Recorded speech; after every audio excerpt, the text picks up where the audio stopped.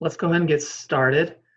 I am Jed Rogers. I'm co-editor of the Utah Historical Quarterly, and this session today is part of our 68th annual Utah Historical Society History Conference. Throughout the entire month of September, it's a virtual conference on the theme of rights and responsibilities. And just a reminder for folks tuning in that the full program and links to various sessions are available on our website at ushs.utah.gov. And you'll find a link to the conference homepage and a link to all the conference programming. I wanted to let folks know that a couple of sessions that we are holding dovetail really well with what we're going to be talking about here, the Wasatch Mountain Club. And those are sessions that are, one is on Capitol Reef, Arches, Canyonlands, and the National Park Reader Series that's published by the University of Utah Press. So if you're interested in the history, especially first-person accounts of our national parks, then tune into that. And then we also have a session on histories of Western lands and the ongoing question of rights, where we talk about the conflict oftentimes between communal rights and individual rights on public lands. So I think that dovetails nicely, as I said, with what we're speaking about here. And I just wanted to introduce our moderator. It's Matthew J. Green. He's a PhD history student, and he's the Maybelle Burton Graduate Fellow at the University of Utah. He has conducted, and as he'll tell you, I'm sure, several dozen interviews with Utah's outdoor recreation industry leaders, prominent backcountry skiers, and conservationists.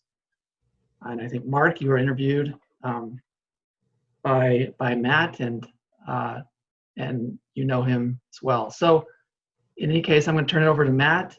And again, thank you so much, Matt, to you and to the panelists for joining us today. Really appreciate it.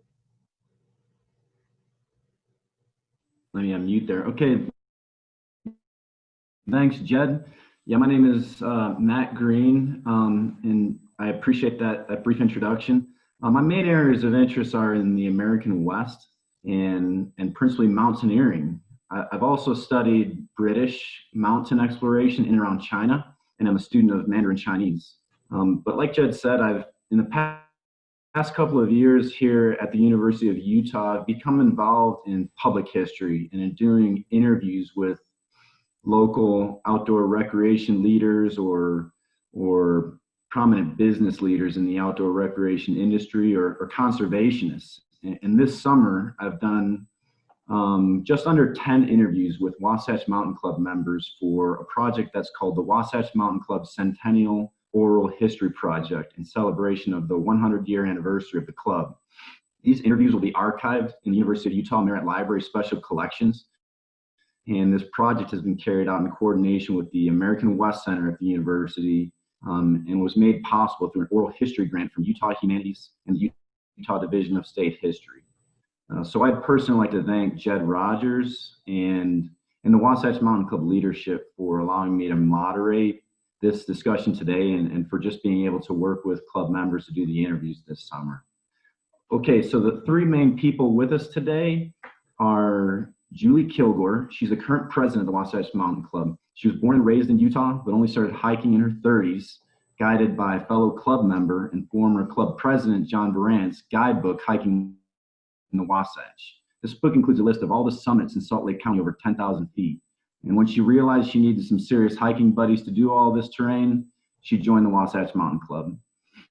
Since then, she had served on the board for 10 years and was the hiking director for 6 years and has served as president for the last 3 years. Second, we have Mark Jones. He's a longtime club member and is currently the Wasatch Mountain Club Historical Preservation Coordinator. As such, he's an actively engaged student of the club's history and has written a great deal about the club's early history from its founding through the late 20th century. This includes articles on hiking history in the July and August 2020 issues of the Rambler, which is the club's longtime monthly publication. This is widely distributed. The Wasatch is available on the club's website. Also, starting in 2018, Mark worked with Alexis Kellner, the club historian and a legendary figure in the Wasatch Range. They discovered club-related materials in the University of Utah's Marriott Library Special Collections and have found ramblers that were more or less lost but are now available on the club's website. Okay, third, we have Phyllis Anderson. Phyllis is a longtime club member. She joined in April of 1966 and has filled numerous club leadership positions, including entertainment director, publicity director, and trustee.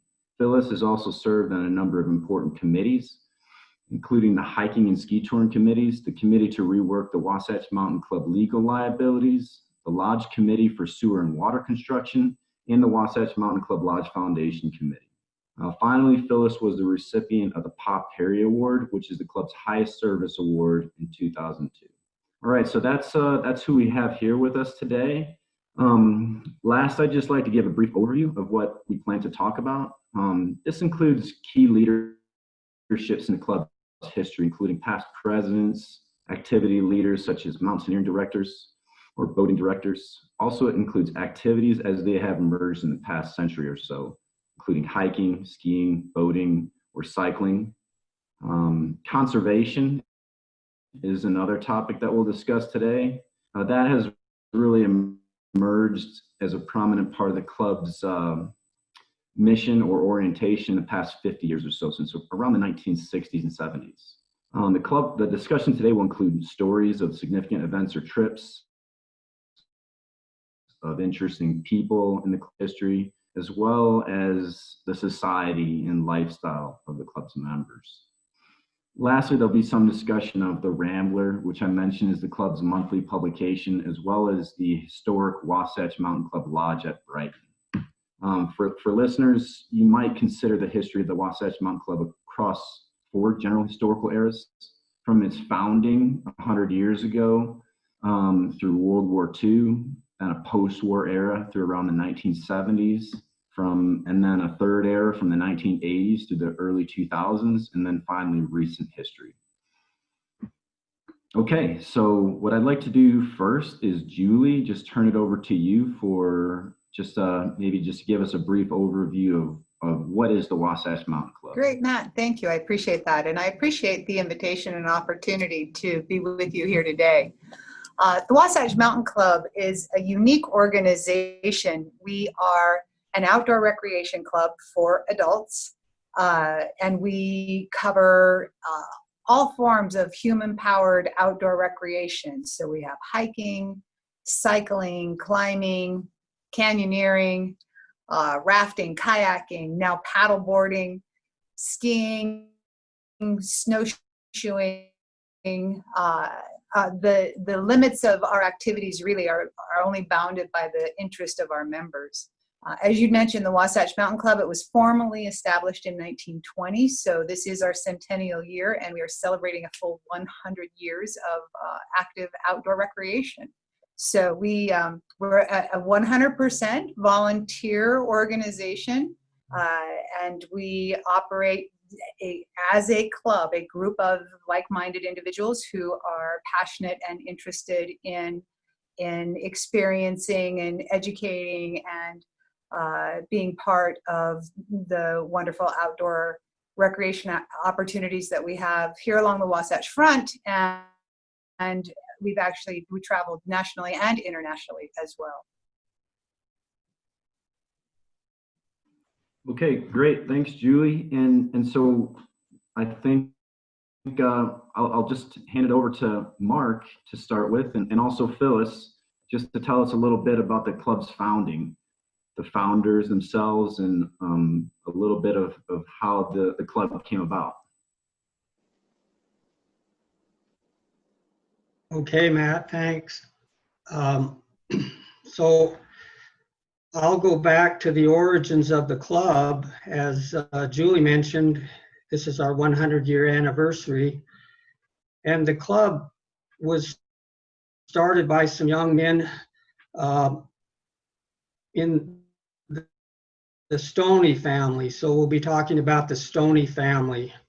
And as the story goes, pre-1920, which is our actual date of incorporation, a group of young men, Leon and Claude Stoney, were encouraged by their father to form a club, to have an organization for young men to get together and do things, especially in the outdoors. So as their I guess I want to say Leon's daughters are Marlene and Donna, and they're the ones that basically tell the story of how their father, in June 13th of 1913, with 13 members, basically got together to do these activities. And they were encouraged by their father, Charles Thomas Stoney. So he was kind of the instigator. As time went on, these 13 members, they basically stuck to themselves. They didn't add other members or do much with trying to grow the organization. In 1919, one of the members was injured, and Charles Thomas Stoney, their father, suggested that they incorporate the organization. And that was on May 13th, 1920, and that's the date we use as our official origin of the club. So Leon was the first president of our organization, and it was still growing very slowly the first couple of years. And eventually, I believe it was probably their father's effort that allowed more people to come into the club, and they decided to grow and expand, if you will. Now, when they first started out, the two main activities, and they did a lot of different things, but two of the main ones were skiing and hiking. And those still remain today as two of our most important activities in the club. So as the club expanded, more activities were added. Now, when we get to 1922, just 2 years into the history of the club, I think it's very significant that it's at that time they decided to have a newsletter, and they called this newsletter the Rambler. And since that time, we have produced, what we know of, at least over 850 Ramblers.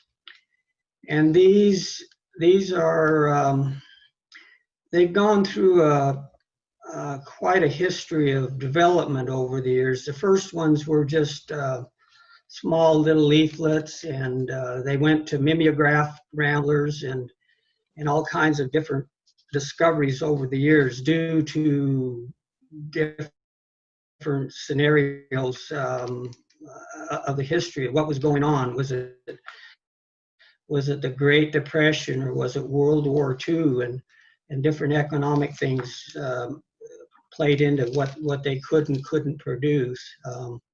In 1923 and 1924, they produced quite a large volume Rambler, and their goal was to let people around the state know about what was available in Utah, that we had this great scenery and these mountains and different things for people to get out and do and discover. Because prior to that, I mean, people were just basically, farming and ranching and trying to get by in life, and they didn't have much discretionary time to get out and really see the world. And also at this time, automobiles were becoming more prominent, and this was just after World War I and the great pandemic of 1918-19, the Spanish flu, if you will. And so people were, this was a time of the Roaring '20s, as things were moving right along. Another thing that happened there, and this was still in the '20s, was the club was always a social organization. They would have different activities around parts of the state. They would go up to the Hermitage in Ogden Canyon once a year for their Easter celebration, and they would have over 100 members or more go to these parties. And also on New Year's, they would go up Immigration Canyon to the Pine View Resort and have a celebration up there. So while they were doing these activities, they decided that they would want to have their own facility to do activities in. And after looking around several places, they decided on some property in Brighton, which we know of today as the Brighton Ski Resort. And so this was in 1929 when they built the lodge in Brighton. And we can talk about that as time goes on. It's still a big part of the club. It was very important to the development of the club, especially during the Great Depression. They had a place to go to. So, hey Mark, could you just describe a little bit of how the lodge was built? Like, it wasn't through a professional contractor, for example, right? There was a lot of club members who helped build it. Well, they did actually hire a professional contractor to put the bones together, if you will. It's a rectangular log structure. I don't have the exact dimensions off the top of my head, but it's quite a good size. And the contractor, they went to various places in the canyon to get the logs. During that time period in our history, a lot of the logs were taken out of the canyons for building stuff in the valley, and also for the mining industry. So if you look at some of the old photos of the lodge, they can go quite a ways away and take a panoramic view of the lodge, and it stands out. But I went up there a few weeks ago to take some pictures, and I couldn't hardly find the lodge because the trees are so large and have grown up around it now. So it was quite an effort to get the logs and then put it together. Now, when it was built, it didn't have a basement or a foundation. If you were to build something today, of course, you would start with the big hole and put in a foundation and build on top of it. But this was just put on some granite pillars and pretty much open underneath. And so they built upon that, and then once the basic structure was up, then the members of the club would come up and help quite a bit to help complete the lodge and do work inside and some of the siding work and the roofing work and stuff like that. At one point in time, so the lodge was started in 1929. By 1933-34, they decided that they needed a kitchen because, originally it had no bathrooms, no kitchen. It was just an open structure with a loft area up top for sleeping. So the first addition would be the kitchen that they put on, and that's gone through many remodelings over the years. And then shortly after that, later in the 40s, they needed to redo the entrance, and the entrance is not where it is today. It was on the north side of the building, and the snow would slide off that side of the building, and so they decided to put a porch with a covering on that to improve the entrance. And along with that, they decided, well, we better dig out underneath and try to put a basement in so they could have a heating system and different things like that. So we went through that addition. And then quite a bit later, in the 50s, they decided that they wanted to move the restrooms inside. And so this project was taken on. And they had an addition on that porch end, which was called the Goodrow Annex, and it had toilets in it. They called them modern toilets at the time, but they were basically what I would call drop toilets, like you see in the forest lands today, with no running water and so forth. So, and then in 2000, the club put together a big effort to add a new restroom and modern facilities that had flush toilets and showers and so forth in it. So those are probably the main projects.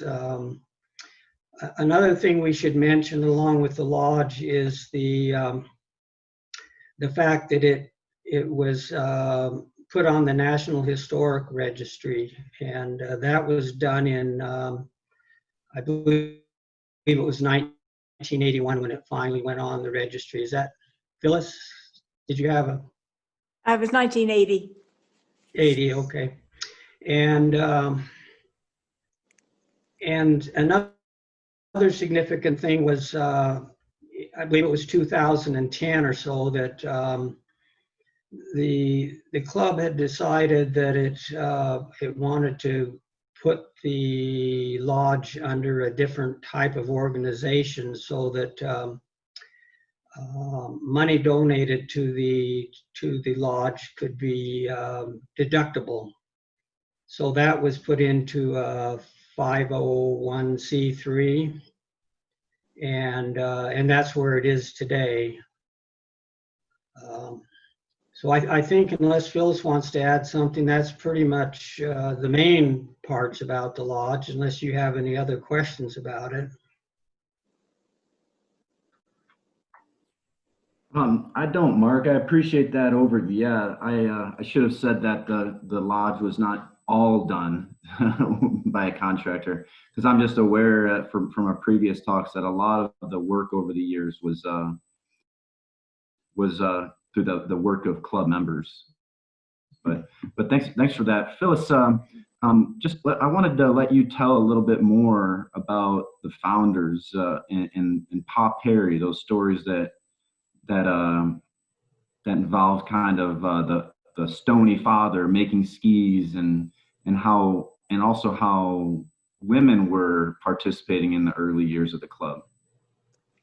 Yeah, I guess I'm the storyteller.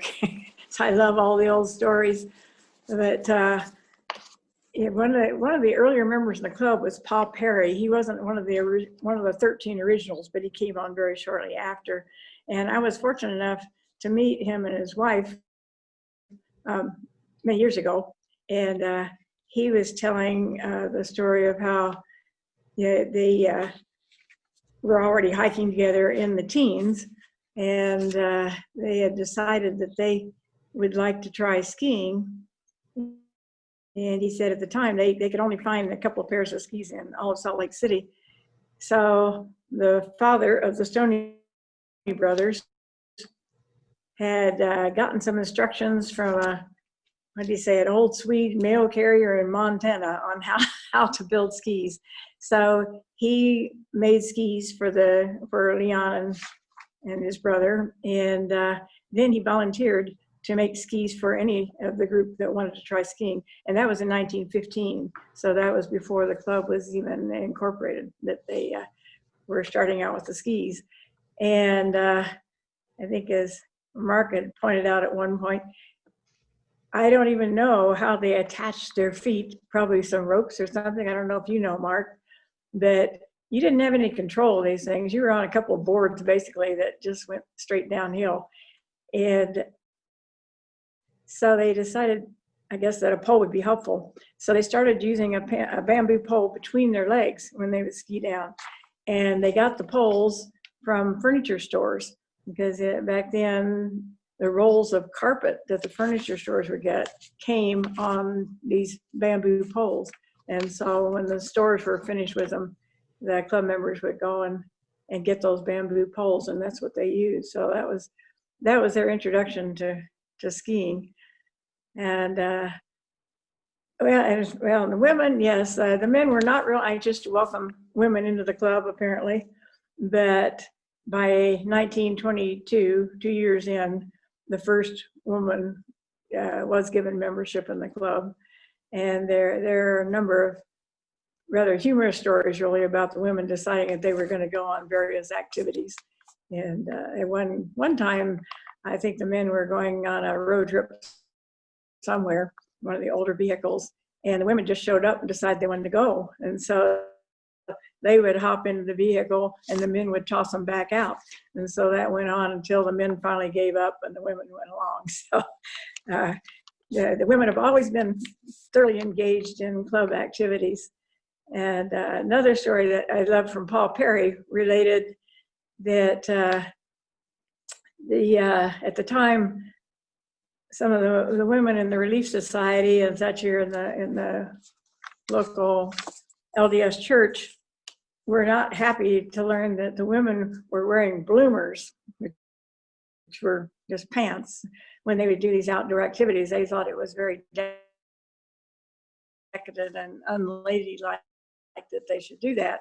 So they decided to invite women from the Relief Society and from the MIA to come on a hike with them. And some of the men were along too. So they picked a very steep trail and they wore their skirts, and the women started out ahead. And as Paul Parry says, they really gave us guys a show as they climbed up the trail. And they went about 5 blocks, he said, before the last woman who was along gave up, and she said, "I give up, Mr. Parry." She could see why the women were wearing bloomers. So it was one of the interesting stories, I think, from the early times. Yeah, that is interesting. And if you see early photos of the club, they're almost always co-ed. So I think there's no doubt that there were women involved with the club from very early on in its history throughout its entire existence. That was one of the things, actually, that I first noticed when I was first in the club. I would go, and we mentioned Alexis de Tocqueville, who's well known locally as a historian. And over the years, he has given countless numbers of slideshows and presentations. And one of the things that struck me as a new member were that all those old pictures had just as many women as men in them. That definitely women were fully participating, no matter what the activities were and no matter how difficult they were, because those early hikes, they were doing very big things, all the major peaks around here. So yeah, that as a female, I was happy to see that, but it was enlightening to me. Yeah, and the Stonies themselves were not what you might say is affluent, right? And you also mentioned a relief society. So could you and Mark just talk a little bit about how the club was doing through the Great Depression and then on into World War II? Mark, that's really your area. Okay. Well, okay, so we talked a little bit about, there were a couple of things going on that we talked about already, that the Rambler had started up. And at that time, it was kind of sketchy as to how they were going going to do it in 1923 and 1923-24. They just put out what was known as a yearbook, a yearly or a bi-yearly Ramblers. So they would put out maybe in 25, 26, they would put out 3 or 4 per year. And then as the Great Depression hits, 1929, the crash of the stock market, we find very few Ramblers from that period, and there were no records that tell us whether some were produced or not produced. In reviewing the club minutes up at the library, sometimes they would say, we don't have the funds to produce a Rambler this year, so we're not going to do it.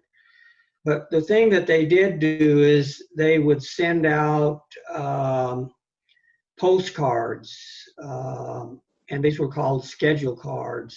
And these would come out, and they would list on these schedule cards what the hikes were for that week, or sometimes it would be for a month.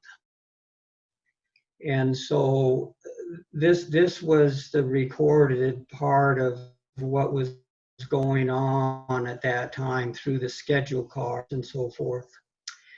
And the Ramblers, again, they started producing some of those in mimeograph form, which is an 8.5 by 11 sheet. Just basically, that was a copying method, the mimeograph. So I just feel like it was kind of hard times for everybody. The membership, we don't have a lot of records about how many members were around at that time. I know toward the late 20s, the membership got up to 580, and I didn't see much above that. And then the records start to show up a little bit more after World War II. And it's at that time we start to see a more constant Rambler at that time also. Although there was still a lot of activity going on, we don't have much of a record of some of that. Skiing was becoming more and more popular activity, especially in the hiking club. The Wasatch Mountain Club had a lot of significant leaders in skiing, especially in the state of Utah. So this was the start of the development, and then when World War II hit, a lot of members were called to service, and things slowed down until after World War II. Might interject there that they did, however, in 1944, the club constructed a ski tow near their lodge in Brighton. It was one of the earlier ones up there, and so they did do that during the war years. Yeah, so let's go to the post-war years. I mean, the ski history through the 30s and 40s. I'm as you said, Phyllis. Some of the issue was there wasn't really there wasn't a great availability of skis that early on, and getting stores or the resorts themselves to sell skis was not very common. So how people skied, it's sort of an interesting history of its own right, the skiing history. But in the post-war era, that's when you get the ski lifts being built, and now you have the rise of a ski industry. So can you guys talk a little bit about the Wasatch Mountain Club and skiing in the post-war years and into the 50s? Well, in a way, ironically, downhill skiing was not really a mountain club activity because we were more into the human powered. However, we did take advantage of it and did organize a few ski activities. For a while, we were able to get ski lessons at a really good price up at Alta or Brighton, things like that. So the club, I don't feel like was directly involved. Some of our members were, people like Carol Goodrow, I think was the first one in charge of patrol. I believe these things even were taking place in the late 30s as well as early 40s. So a lot of the ski areas were being built, I think, during the war years. But I'm sure you're right, it really took off afterwards. But didn't we? Well, part of that on this, oh, go ahead, Julie. We had one of the original ski tows up in Brighton, Yeah. right? That's what I mentioned that. Yeah, I did mention that, yeah. Sorry. Yeah, 1944. Well, I will mention that I was reading in Alexis Kellner's book on skiing Utah, and it was right around that time period when the National Ski Patrol was basically started.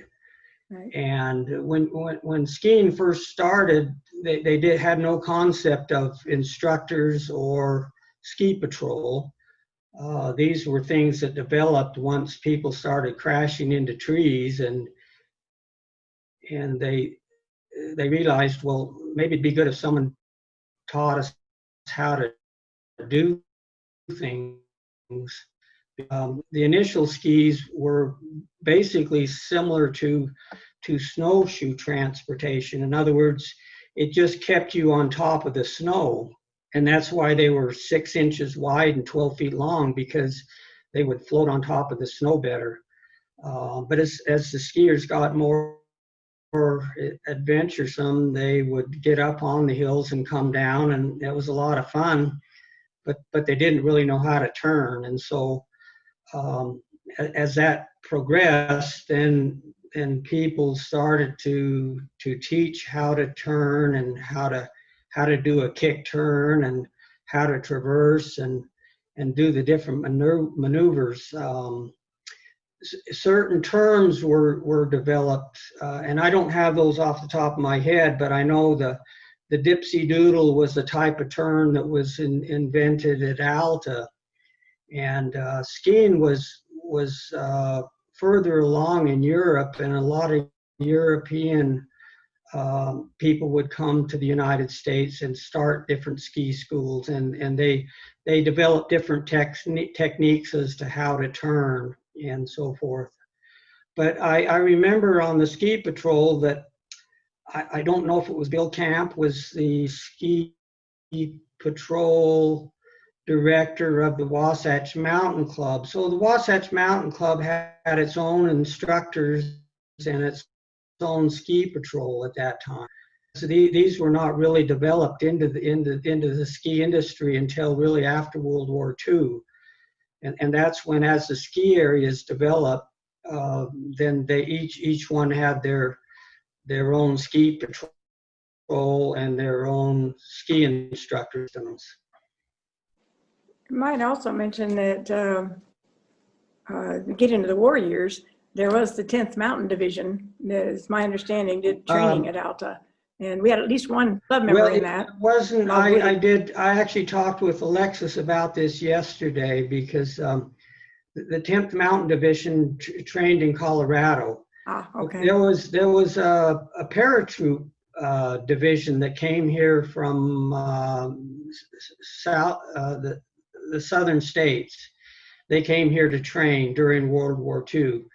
And a lot of the ski areas around the country closed down because of the war.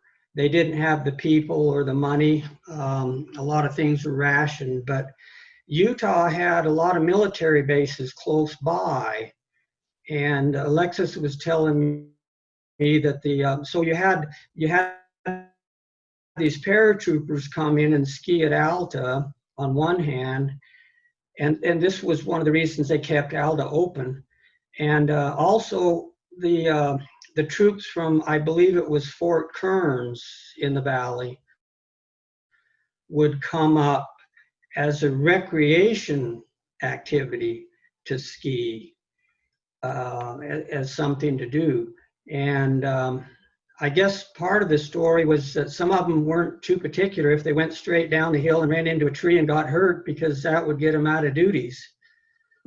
That was in Alexis's book. So Yeah, you know, one of the stories that I think comes out of this, and how the club I think is important here. Skiing is a very old activity, and as you mentioned, Mark, there was a lot of skiing in Europe before the war, and some skiing in the U.S. before the war. But I think it is appropriate to kind of see two alternative visions kind of competing for access to the Wasatch Range, as well as ranges around the U.S. and Europe, certainly, which Alexis Kellner talks about and frames in a really interesting way in his book, Skiing Utah, where after World War II, they started, I think they completed building 2 ski huts in the Wasatch Range, and there are plans for more. 3. 3. They completed 3.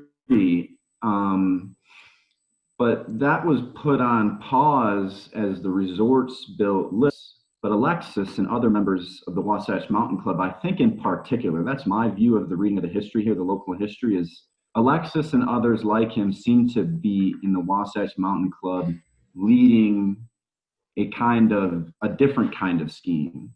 And you had the mountaineering directors and the ski directors in the Wasatch Mountain Club, whose members may or may not learn how to do some basic turns at a resort, but the technology wasn't quite there for most people to be able to ski tour on any very, very difficult terrain. So the people who did do ski touring, you know, tended to do it within a club, because that was where the knowledge of how to tour and the kind of equipment you might be able to use in those days in the 1950s, in the 60s, and on through the 70s. So that's where I think Alexis Kellner and the Wasatch Mountain Club have some significances in kind of carrying forward this tradition of skiing and touring to the backcountry.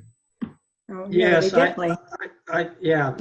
That's significant, because as we talked about, you know, originally you didn't have all these techniques and different things and ways of doing things, but as the ski industries grew, this became known as downhill skiing. And the downhill skiers, you know, they had a whole different type of gear,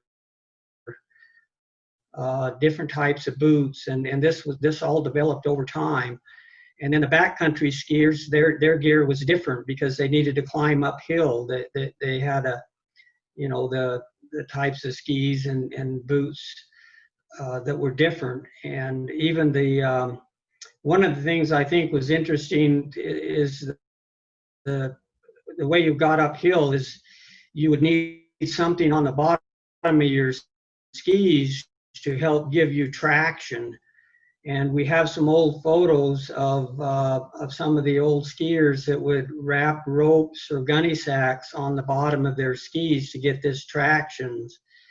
And then I know during World War II, they developed these skins that they put on. And I don't know the different technologies about the different types of skins that they used over the years, but that's basically what you put on there now. And in fact, some of the bottoms have a fish scale on them that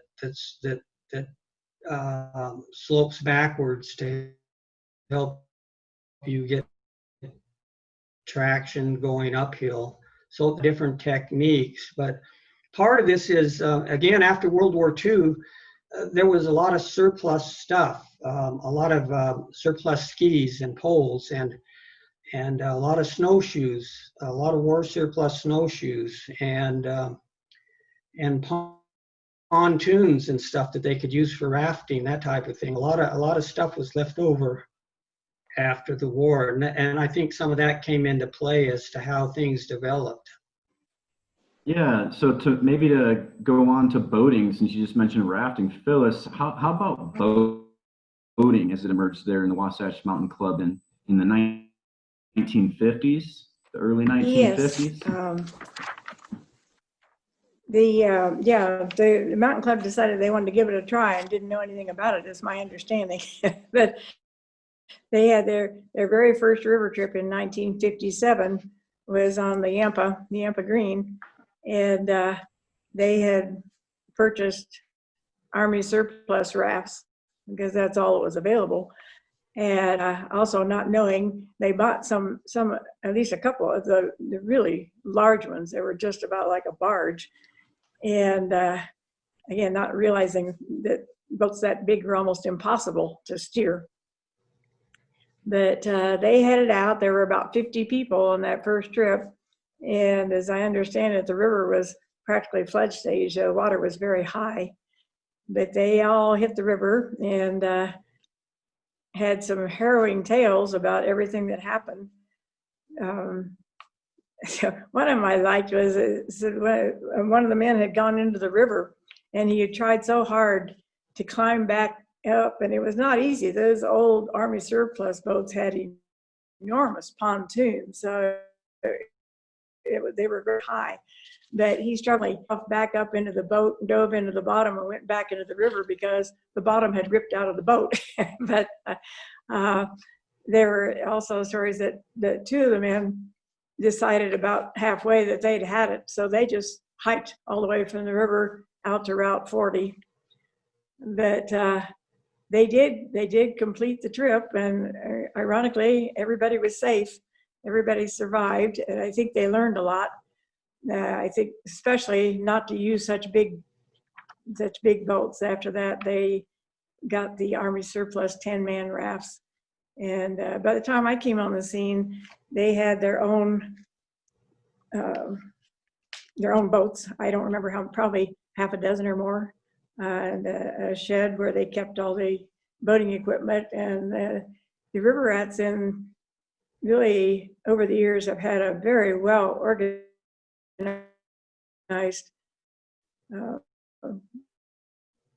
system for taking care of the gear and everything. And they do a really good job with it. But of course, now you can buy wonderful boats like self-bailers.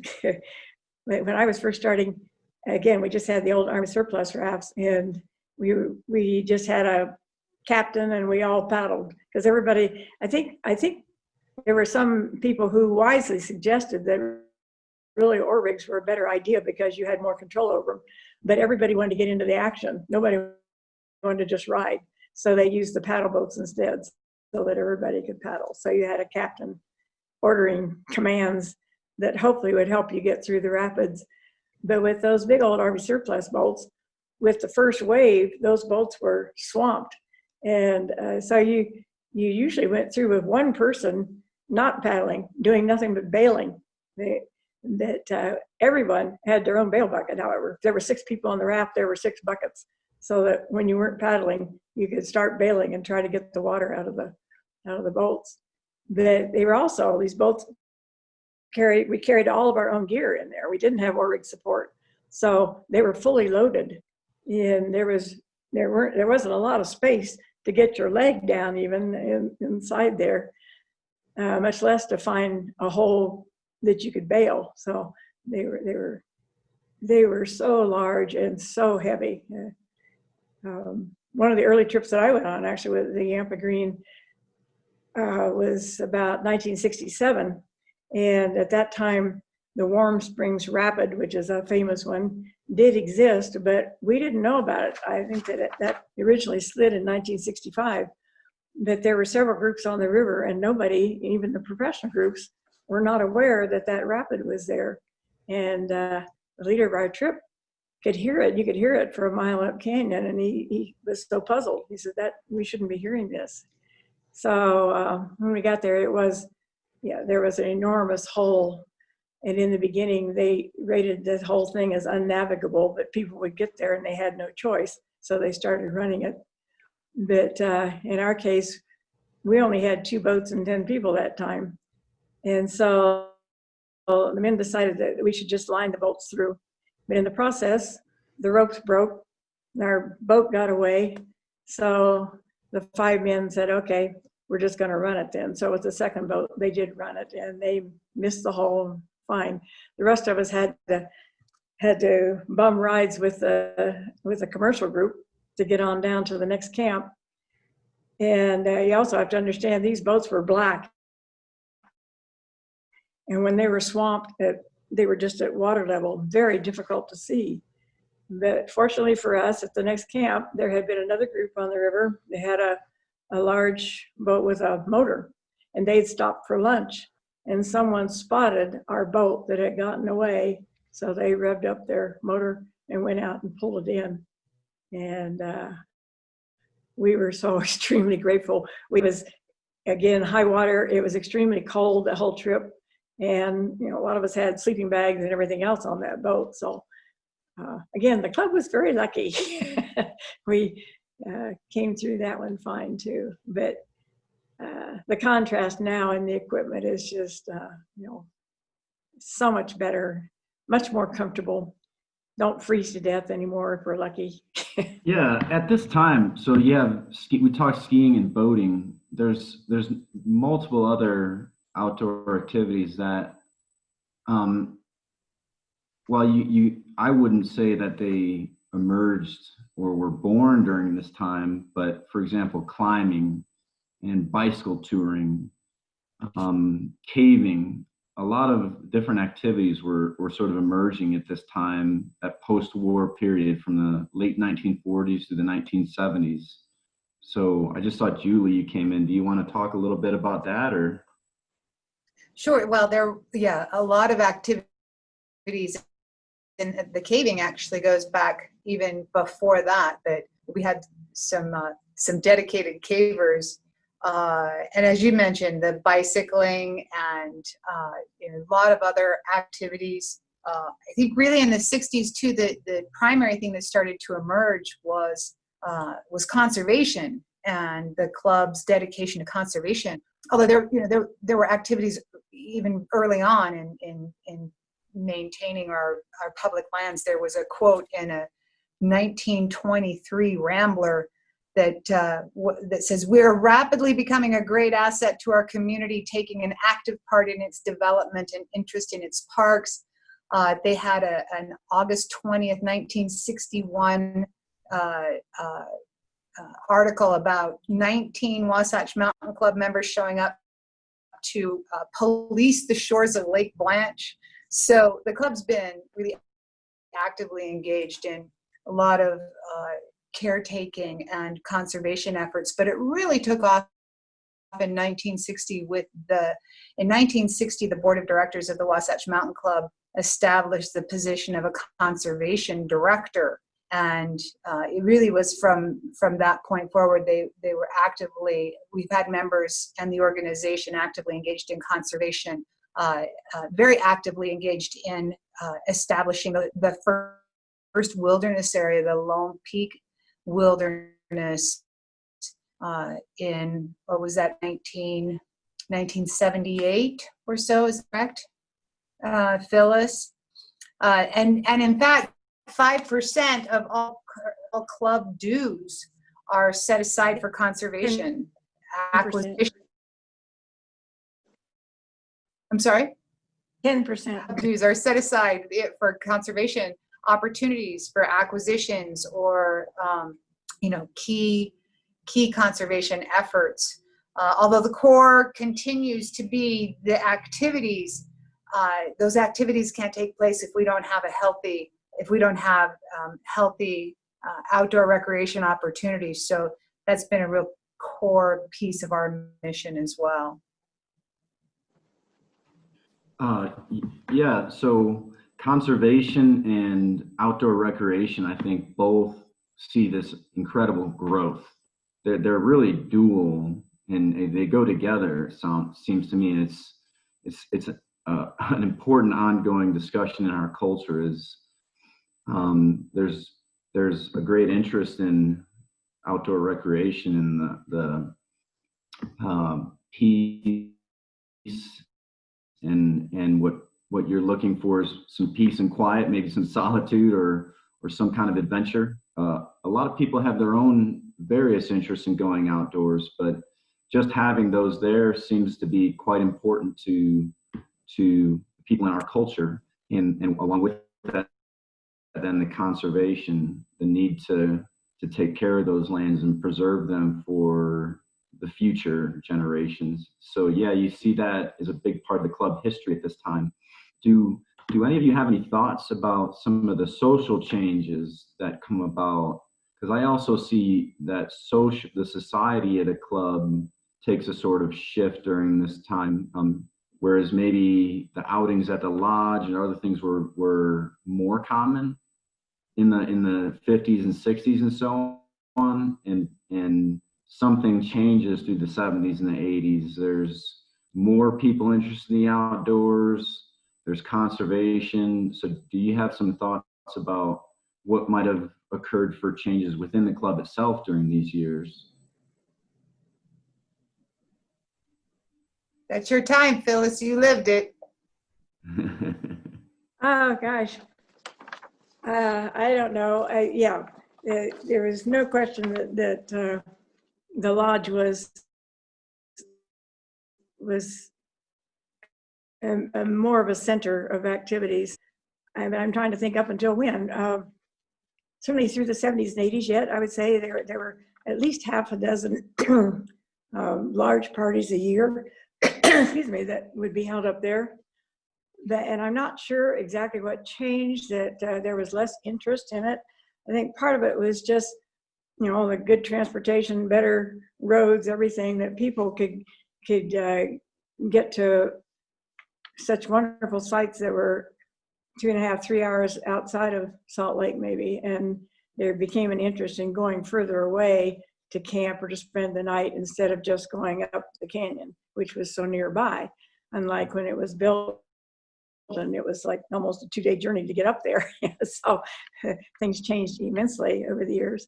And I'm not sure that, I'm the right one to ask. I don't know exactly what happened, but the interest in the lodge diminished some over the years. And actually, we went through a number of different votes and things at different times in the history of the lodge as to whether or not to keep the lodge.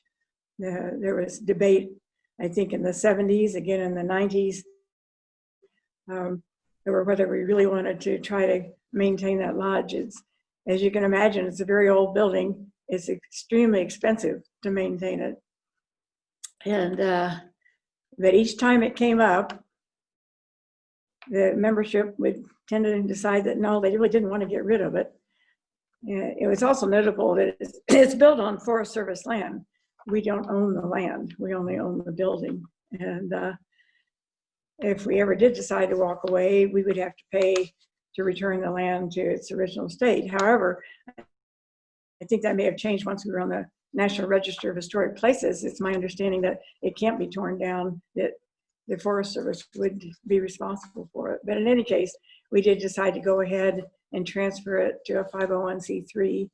And so hopefully it will be there for a long time to come, because it is, as it's my understanding too, that it's the old building in the Wasatch that's still standing. The others have all burned. It's the only one still there. I think another thing that was happening along the lines of what you were talking about, Phyllis, the shifting in the demographics and the dynamics of club members. I just know when I joined, 20 some odd years ago, I'd been a member of the club for 10 years before I even I had never been to the lodge until I became hiking director and I had to go to make a presentation. We were just operating in this world of quick information and quick access, and what do I want to do after work tonight? Maybe I'll go for a hike, and everything is just so easy and so accessible. And to Mark's earlier point, people were living hard lives 100 years ago. And when you went out for recreation, it was an event. You were going for a long time and invested in the activity. So things just started shifting as to what purpose the club served and the people and the interests and what are we going to do today. And there just wasn't, there wasn't as much interest in, and as you say, we could go farther, and now we can go car camping, and we can do all these other adventures where Upper Brighton was the adventure. You know, Mark, we've seen the stories of the way you got to Brighton in the winter was you had to go to Park City and go up and over and ski down into Brighton. I mean, it was a multi-day effort, and then ski down the canyon from there. So definitely a change in the dynamics. And technology has changed it tremendously. I think I was saying the other day, for so many years, everything we did was by phone. That's it. Every party that was organized, every event that was organized had to be done by phone. That was your only contact. And I should mention too that one of the old club members, Odell Peterson, and his wife Pinky, had a shoe shop over in the west side of town. And for, I don't know, 30 some years, the club phone was located in that shoe shop. So everything that happened, if you needed to register for an activity, you called that phone, and they kept the records and answered that phone for years and years and years. And before that, they had to stop by Owl Drug and sign up, right? And registration downtown would close 3 days before the event. Yep. Then we got answering machines that made organizing activities much simpler than it had been before. But I think email is what really did it. You know, that now everybody, of course, texting everything we have, it's all so much faster and so much easier. But for me, I feel like we've lost a lot of the personal contact, though. And being an old timer in the club, I sort of miss that. There was more personal contact than there is now. And we're feeling that a little bit this year in our coronavirus thing. But the other thing that's interesting when you read the old articles and you see some of the old photographs, the Wasatch Mountain Club was out towards a single event or a multi-day trip. It was a major event.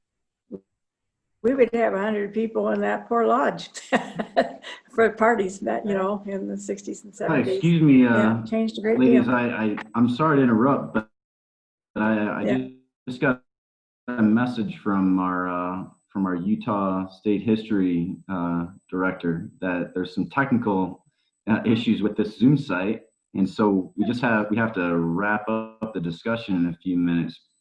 But you know, what you guys were just talking about actually covers some interesting things. I think this is a whole other possible discussion. Mark was going to talk about some of the significant changes in hiking and snowshoeing history from the 1980s onward, and some of the demographic and social changes. But some of what you and Phyllis, Julie, were just discussing does kind of bring us into like kind of modern frame of mind about some of the changes that happened in the club society in the last several decades. But there's Jed. So Jed, what do you think? Do you have any final question? I do have questions, and I'm wondering if you're interested, we could resume this conversation, even if we did it, say, next week. If you're interested, if we're gonna have to end this session right now, though. But I did have a couple of questions. I might just want to ask you first, for those listening, if they want to get involved, if they're not involved in the Wasatch Mountain Club, what do you recommend? Do they become members? Go to your website, I presume. How can people get involved? Yeah, no, it's a great question. And we're easy to find, but we're easy to confuse with other organizations with very similar names. So you want to go to the wasatchmountainclub.org. wasatchmountainclub.org is our website. And there are a lot of resources. You can learn about the club history. You can browse through 100 years of Ramblers. But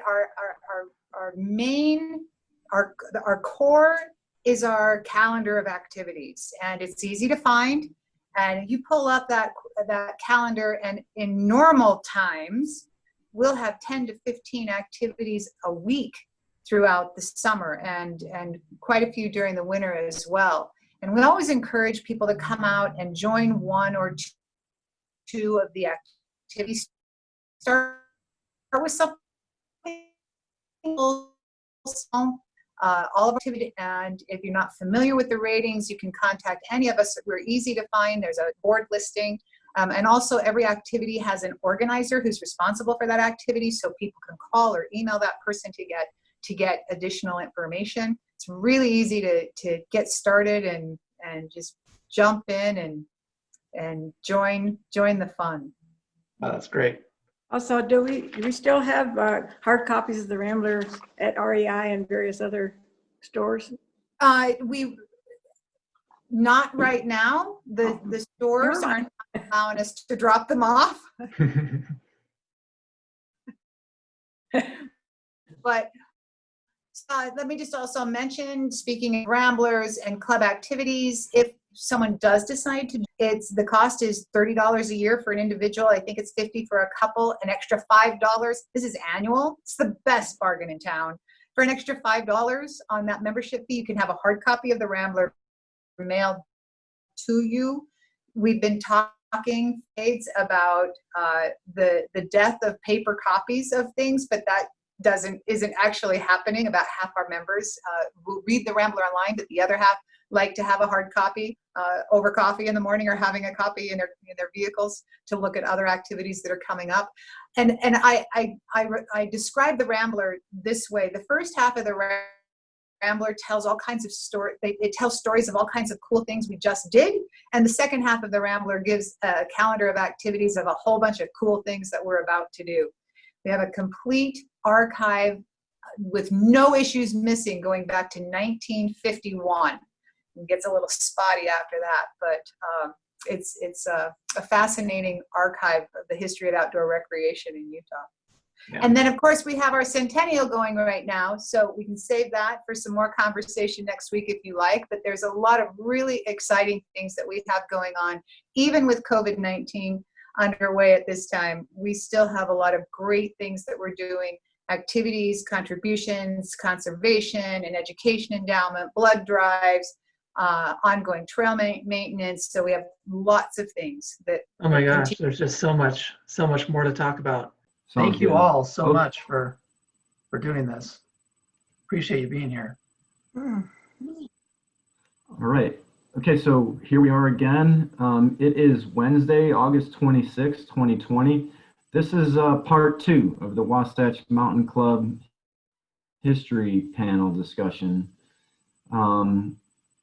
Since we're starting up a week later, I'll just briefly mention my name is Matt Green. I'm a history PhD student at the University of Utah.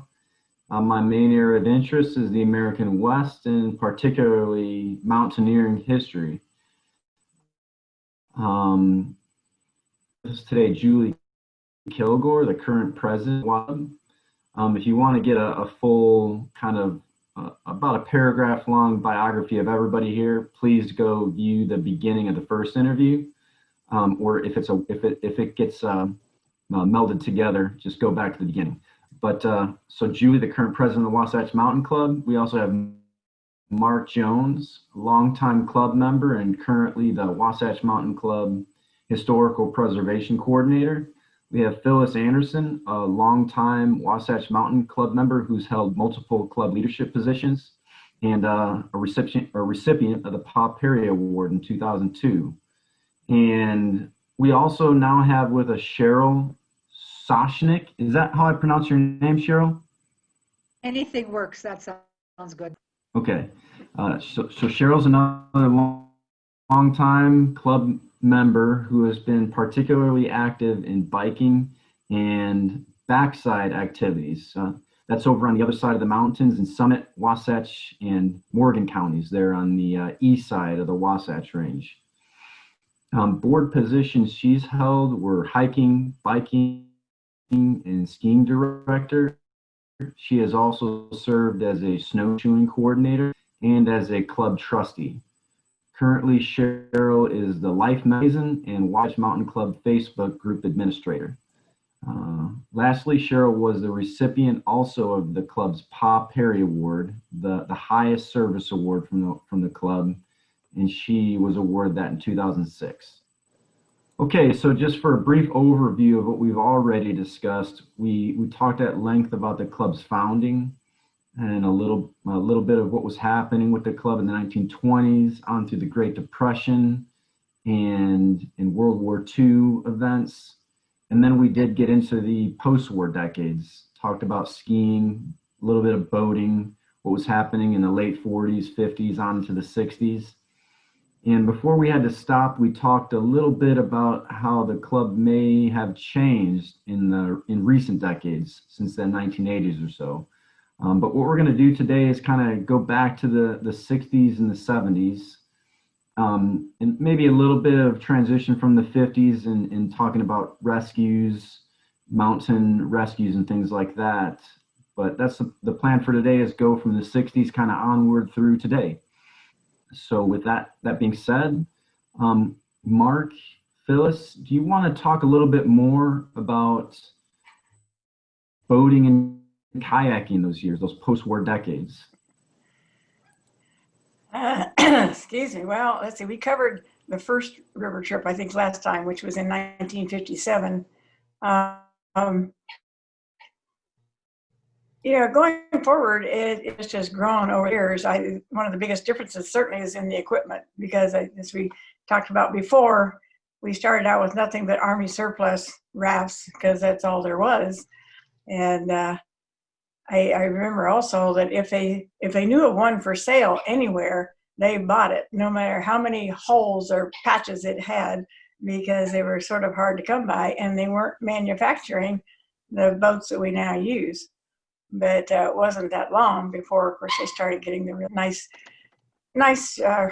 oar rigs and paddle boats that are much lighter and that are self-bailing, which is just wonderful, and much more maneuverable and easier to use.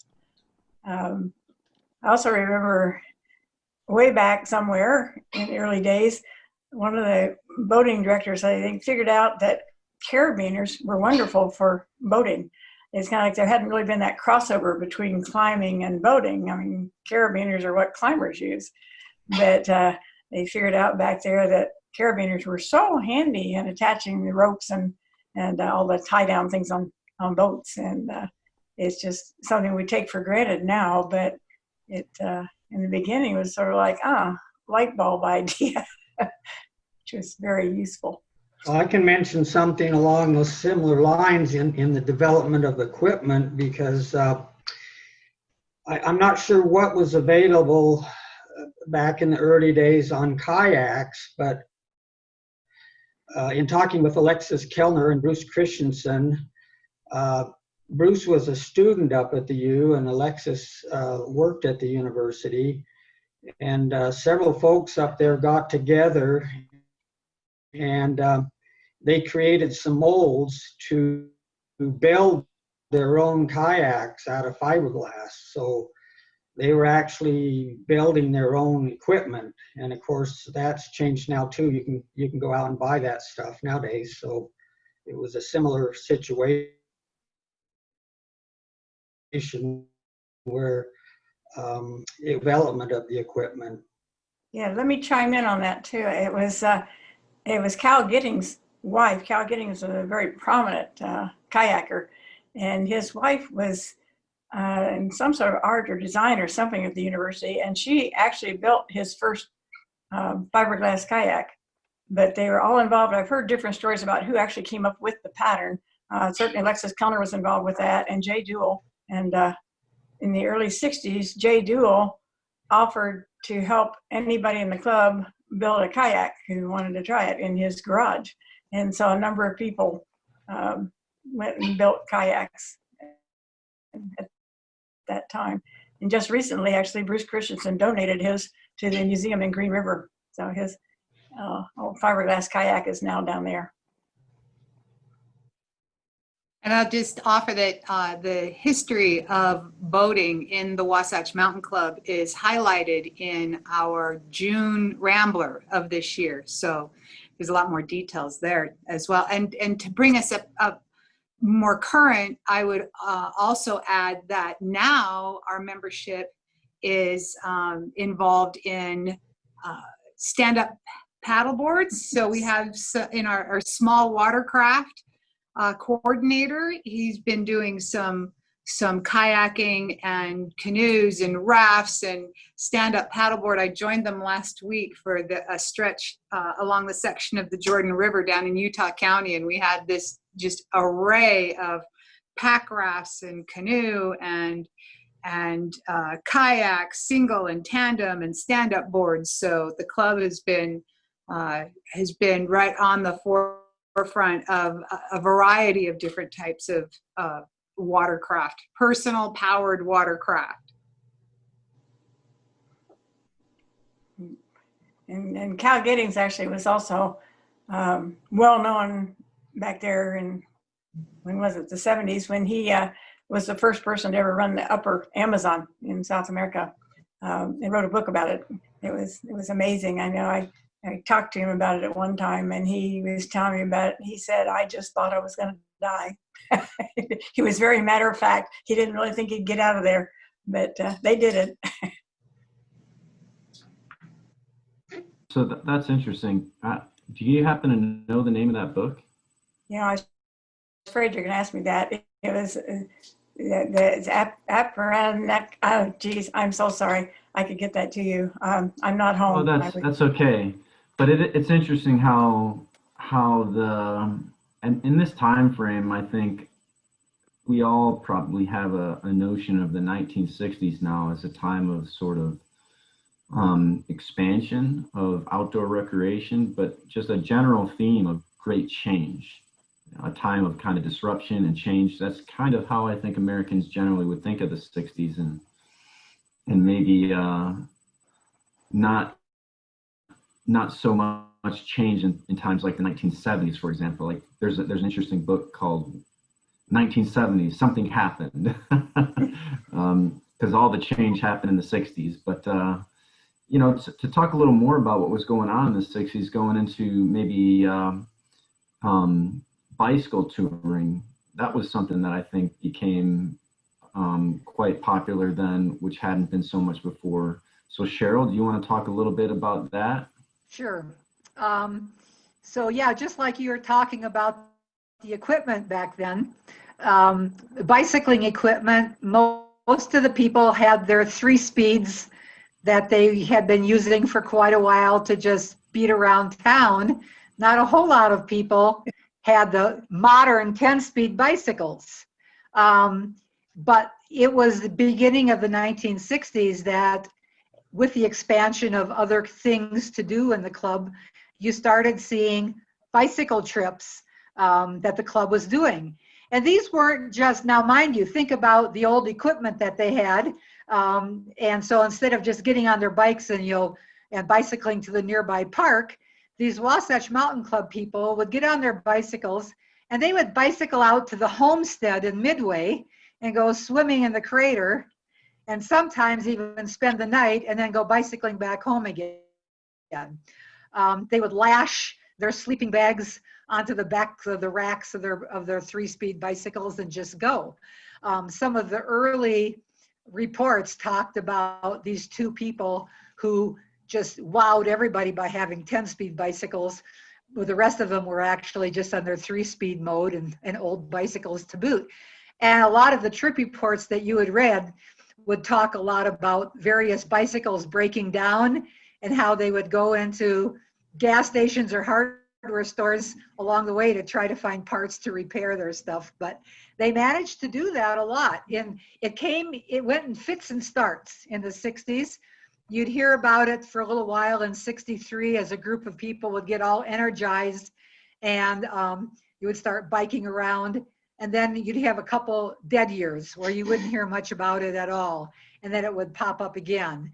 But always one of the things that impressed me about the things that they did in the 60s when they started doing this is that they just didn't seem to know that you were only supposed to go a few miles around town. You know, they seemed to think, well, let's go out to Wendover. Let's go out and ride our bicycles back home from Wendover. They only did that once.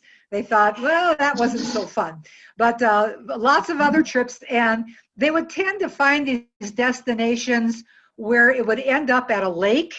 And so they would bike maybe 40 miles on their crappy bicycles out someplace, have a nice picnic lunch, and go for a swim and relax. And then, get back on their bicycles in their blue jeans and t-shirts and bicycle home again. So I was very impressed with what they did in the 60s. They got a little more organized in the 70s, and I guess we can talk about that later because we're still kind of just talking about the 60s now. But even back then, they started this tradition of bicycling up the Mirror Lake Highway for an overnighter and camping somewhere in the top at 10,000 feet, at the Mirror Lake Highway. And that that still continues to this day, really. It was kind of the beginning of bicycle touring. It got more active into that in the 70s and 80s. But even back then, they would do these long, long overnighters and the beginning of bicycle touring. And I'm very proud of what they did back then. So do you want to wait for the next decade before we talked about the changes that happened in the 70s, Matt? Would that work? Sure. I just a question, as maybe when we come back to it, maybe you can think about, is the way that the Wasatch Mountain Club could provide this network between people has a kind of power to that, in which they feel empowered to then together go try something like that. That's kind of an interesting, at that time, influence on that allowed people, like you said, they didn't feel restricted to maybe things that most people would have thought was normal. Right. But, that was my thoughts too, is that they didn't know they weren't supposed to do this. They just had the attitude of other things they had done in the club. These people were also hikers and mountaineers, and they had taken up boating, and they were into just doing all these great outdoor things. And so they all looked in their garages and saw that they had their bicycles and said, let's do that too. And they just blundered through it, and they had a wonderful time doing so. And they, as we'll talk in the next decade, they got even crazier. So I'm very, very happy what they did in the 60s. Yeah, I'd like to talk a little about mountaineering in that same way. I think that the Wasatch Mountain Club was not alone in this kind of organization. People today think of the Sierra Club as being maybe a conservation organization, but back then I think there was other clubs in Washington State and back in the Appalachian Mountains, and the Wasatch Mountain Club had, it's my understanding, networks with these clubs. There was communication between the clubs via mailing letters or newsletters or meetings, and the American Alpine Club is that kind of national organization. There was a connection between them and the regional clubs like the Wasatch Mountain Club.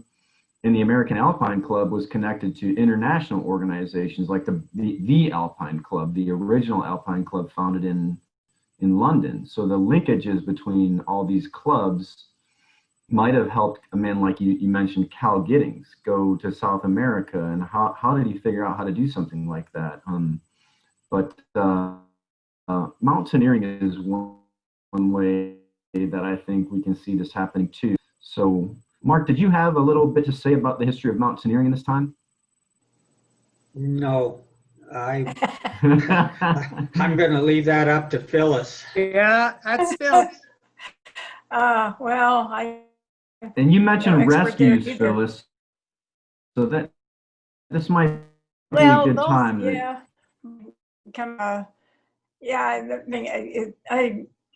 I mean, in the late 50s, early 60s, when they had so many people in the club who were very, very serious about their climbing, and they did a lot of first ascents because that's when people were doing first ascents. Now it's like today there's not much left to climb that hasn't already been climbed before. So they chalked up a number of first ascents probably in the late 50s, early 60s especially.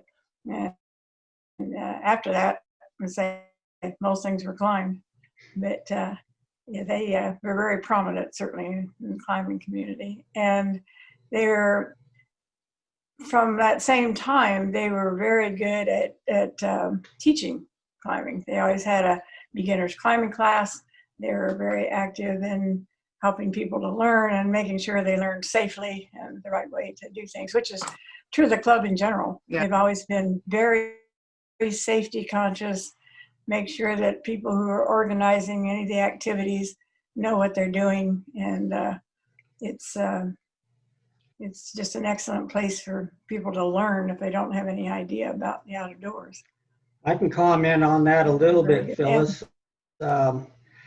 I know on these classes, they started in the spring, and they would start at Pete's Rock, and and they would do that in May, and then in April they would go up to Storm Mountain, and these were every Thursday night, and they would do that for years and years, and then this is where the Thursday night hikes took off from, with Dale Green.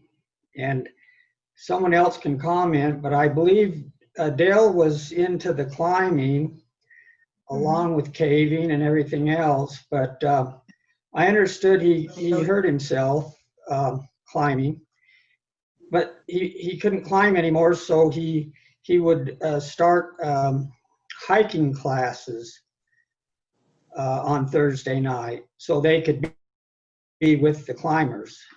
So this was the start of probably one of the greatest traditions in the club, the Thursday evening hikes.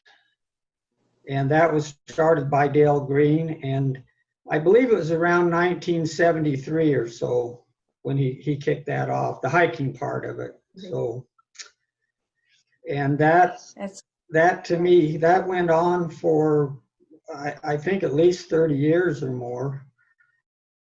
And it was one of the first things that I ever got into was the Thursday evening hikes. And the way I look at it is an analogy kind of like fishing. For those out there that are listening and do fishing, in the old days, fishing had a season. You couldn't fish in the winter. But when June came, they had an opening day of fishing, and everybody in the state would go fishing, believe me. And hiking in those days was similar in that you didn't do hiking in the winter. And nowadays we do hiking all year long. But Dale Green's hikes were the start of the hiking season, is one way I look at it. And everybody wanted to go out and get reacquainted and go on all of these hikes. So that's kind of a tie-in that I have. Now, some other carryover too. You're talking about the climbing in the club. They didn't tend to climb in the winter particularly, because almost all of the climbers were on ski patrols at various ski areas. So they were skiing in the winter and climbing in the summer. So that it was the same people, so they didn't tend to do many winter climbs. Yeah, so I had mentioned this network, and just thinking about the Wasatch Mountain Club as a network of people in the area, I think that you see this is what the Wasatch Mountain Club has this capability of doing is bringing people together. So it's like a kind of cohesive social community, but also a civic association where they're doing things together, but then other activities or purposes maybe come along with that. So you've all kind of talked about how these activities develop. So there's, and then standards for the activity and teaching how to do it to new members. So the club becomes a way to develop standards for performance or safety. so people can then join the club and also know how to do these things safely. But there's kind of like two kind of separate things going on there. But because the club is focused on outdoor recreation, it's this community of people who are developing standards in outdoor recreation. And then also what maybe we could move into is a little bit of conservation. So I don't know if Julie, if you want to mention a little bit about that again, as it was kind of being born and developing here. I don't want to say born because conservation has an old history, as you mentioned last time. But could we maybe talk a little bit about conservation through the late 60s into the 70s? Yeah, conservation was a really an important aspect of interest to Wasatch Mountain Club members, because to enjoy this outdoor recreation that the members are so passionate about, you have a healthy and protected outdoors. There are a couple of things to also keep in mind. There was a lot of damage done to the Wasatch Mountains in the early days of pioneer settlement and mining and deforestation. There was a lot of damage done to these mountains.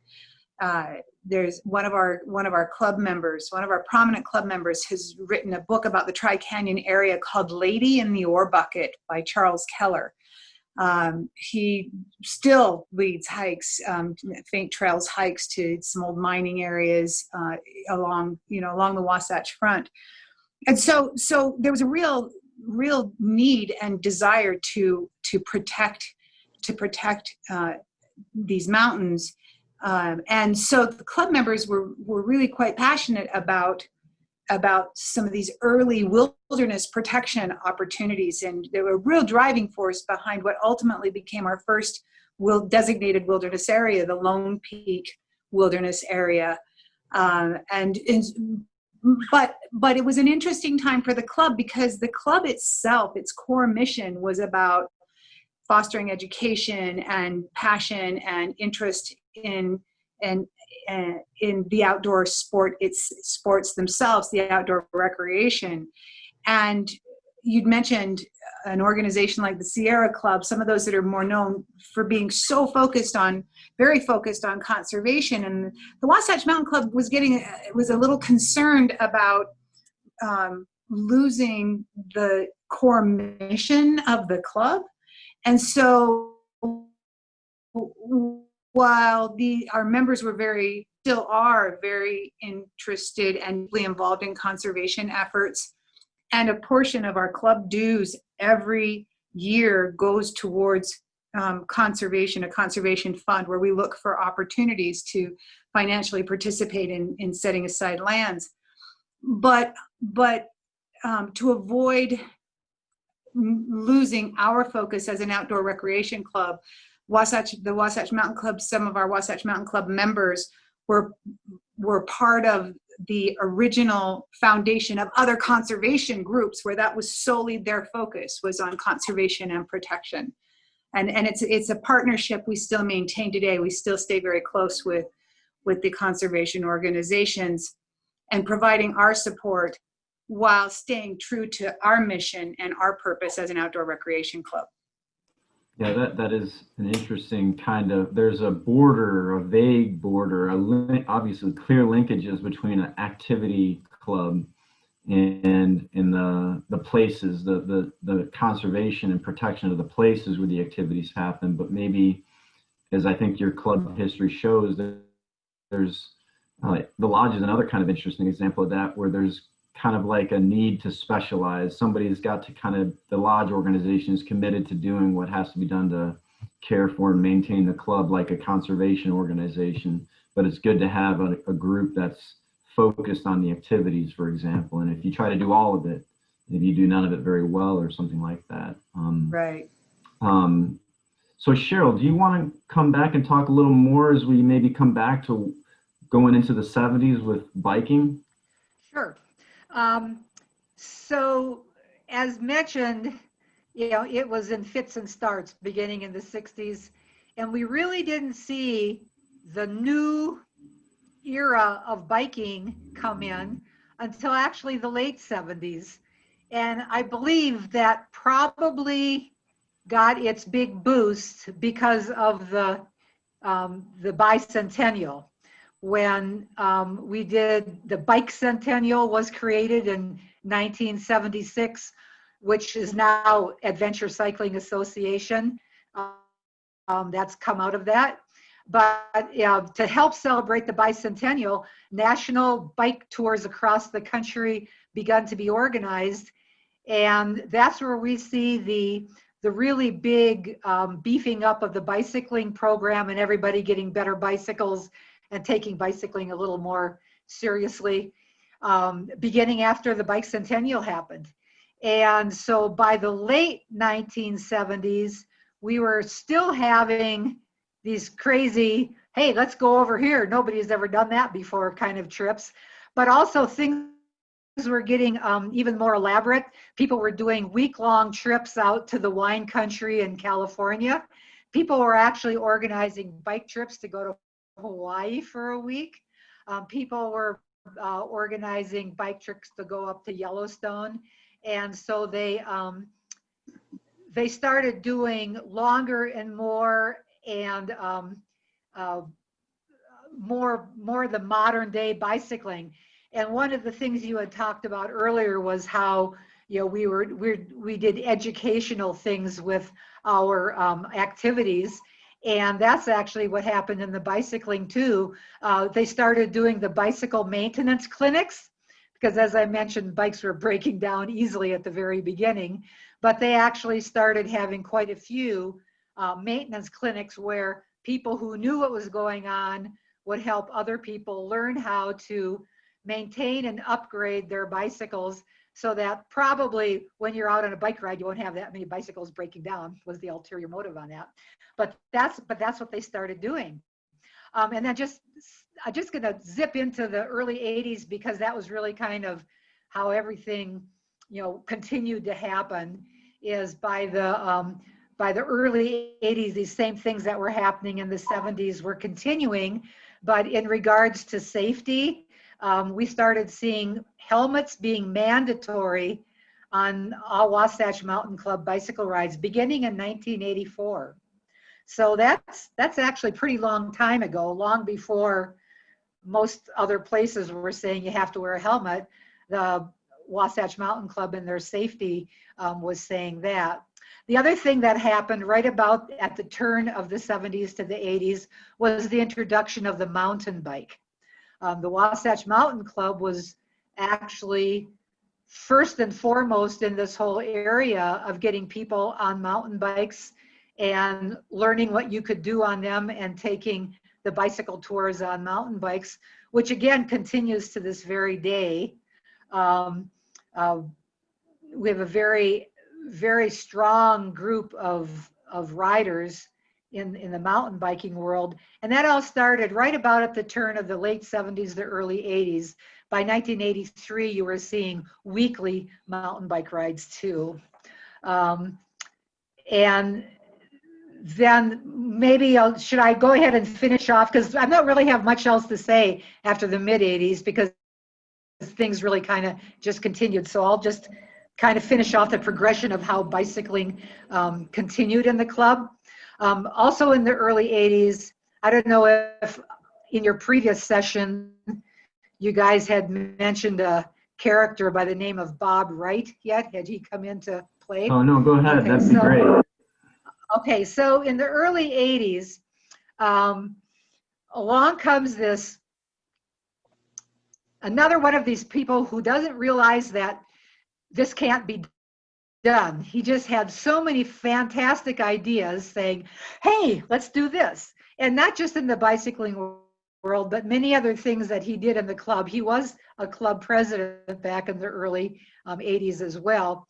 But Bob Wright came along in the bicycling world, and he was one of the guys who was just leading some of these crazy bicycle trips, and he would invent destinations nearby that hadn't ever been done before, and he got a pretty big following. And then he started taking groups up to Yellowstone. Every year then, beginning in the early 80s, he would bring a group of bicyclers up for a week of biking in the Yellowstone area. And that was so successful that he actually decided he could do some longer supported bike rides so that they could have a lot more fun if they didn't have to carry all their own gear on their bicycles like they had been doing on a lot of these bike tours that the club had been doing.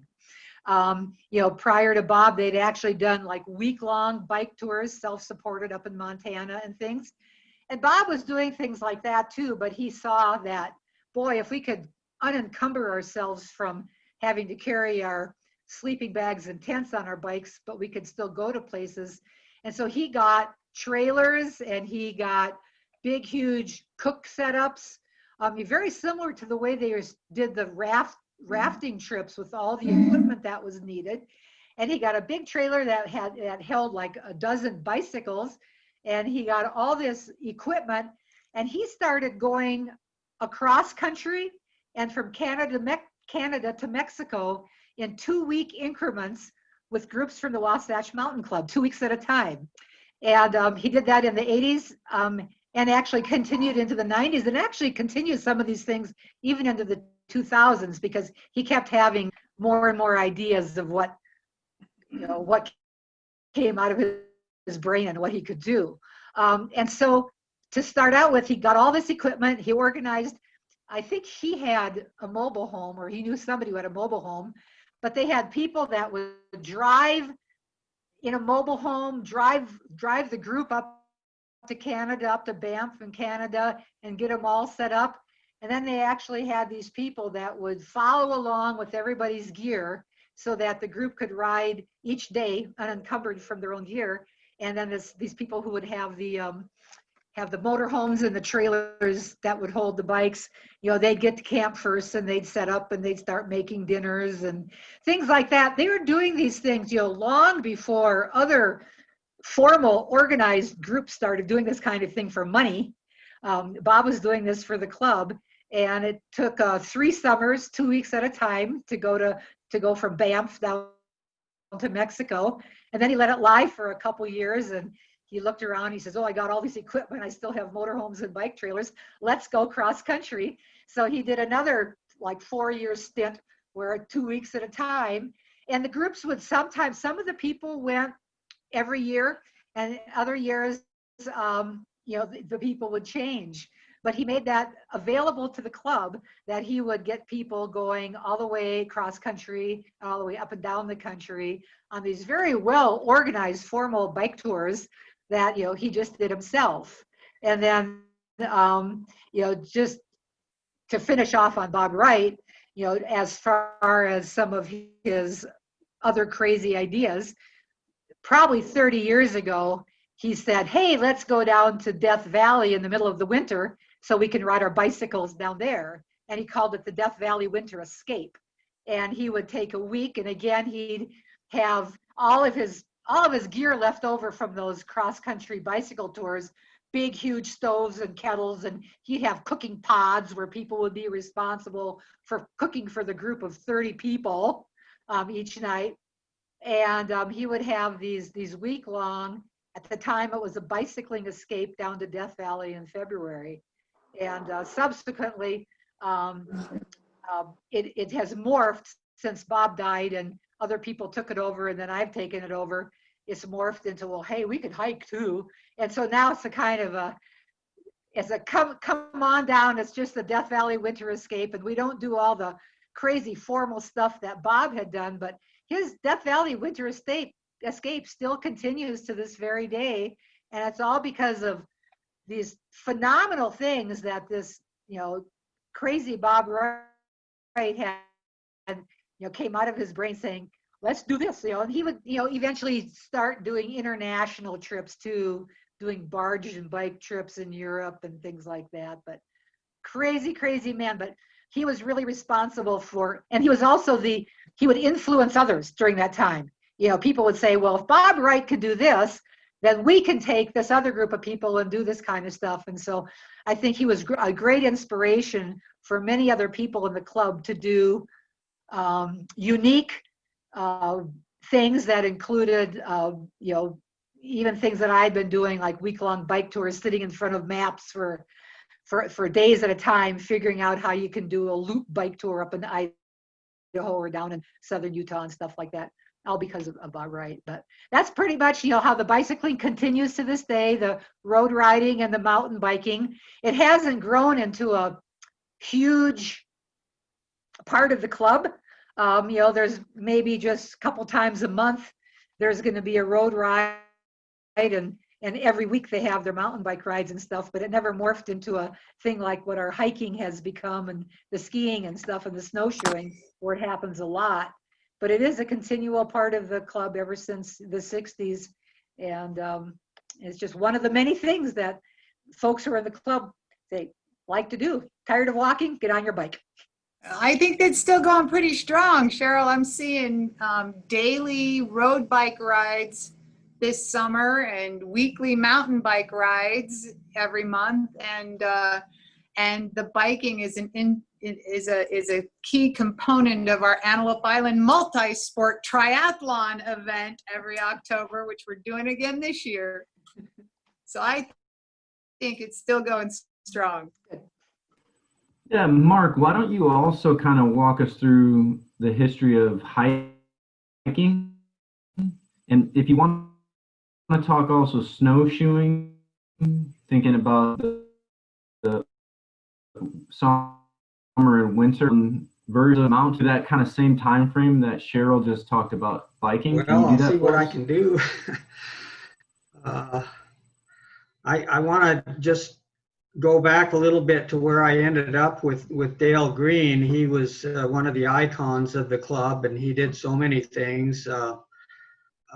One of them, he did a rating system that would rate the club activities, the hikes, so that now you can look at a hike and it would be NTD or moderate or so forth, and people could see that on the listing and know, you know, what type of hikes they could or couldn't do. So that was becoming more formalized, if you will. Whereas back at the start of the club, they would have one hike a week, and everybody in the club that wanted to go on a hike would go on that hike. It didn't matter what your abilities were. So now we get more high, and they're more defined, if you will. Also in the technology thing, where the hikes to me have become year-round, I know one thing that affected that were these hiking spikes, or whatever you want to call them. There's different names for them. Micro spikes. And the hiking sticks. Micro What did you call it? spikes. Yeah, Micro some spikes. micro spikes. That's Yeah. Because in the older days, we, you know, when I joined even, we didn't hike in the winter. We did the snowshoeing, but we didn't hike because of the conditions. You'd go up on those trails and you'd come into these ice patches, and there was no way to get around them other than to crawl, I guess. So so that, you know, the technology enabled the hiking to go year round. And if you want me to mention about the snowshoeing, I think that followed a similar pattern as to what the biking did and so forth, in that in maybe the later 50s and especially into the 60s, the club finally started to list snowshoes as an activity. If you go back to the very origins of the club, there were people that had snowshoes, and they would tag along, if you will, on some of the ski activities as just a means to get from point A to point B. But as we get more into the late 50s and 60s, they actually started to list these activities specifically for snowshoeing. And so the early snowshoes, again, similar to the biking, you had the old equipment, and you basically went from point A to point B. I'm assuming most of these that I've seen were of the NTD, not too difficult type snowshoes, mostly on flatter ground. And as the snowshoes themselves improved in quality, you got better snowshoes with movable bindings, and people used the ski poles along with the snowshoeing for better balance. And with more and more people joining the club, there were more snowshoeing activities, and so they became more adventuresome. And I know from personal experience, we would just start going further up and further out, and exploring the different parts of the canyons and areas that we would normally hike. We would hike in the summer. Well, why not do them on snowshoes? And that's just increased over the years to where now I believe snowshoers will go about anywhere that skiers would go and hikers would go. You name it, and they'll go there. So that's pretty much how that's moved along. Also, with a lot of the snowshoeing, we talked a little bit about the safety aspects and the avalanche concerns. And on the more extreme snowshoes, as well as with the skiing, of course, people are required to take beacons and poles and shovels. And the club holds training activities every year to teach people how to use the beacons and how to rescue and so forth. So I don't know what else to say about that. Oh, that's great. So just thinking, I mentioned the 60s, we kind of think of it as a time of this great change or a counterculture movement. Some historians will say the 70s is more a time of asceticism, or kind of maybe individuals kind of going off and doing things more on their own. But the club still is maintaining, cohesion and social cohesion, and all these activities, as Cheryl and you talked about, are still happening through the 70s and the 80s. But we know that there's this kind of widespread growth in popularity of outdoor recreation. So one way to think about it might be that the club sort of maintains a membership, but the general population dramatically increases.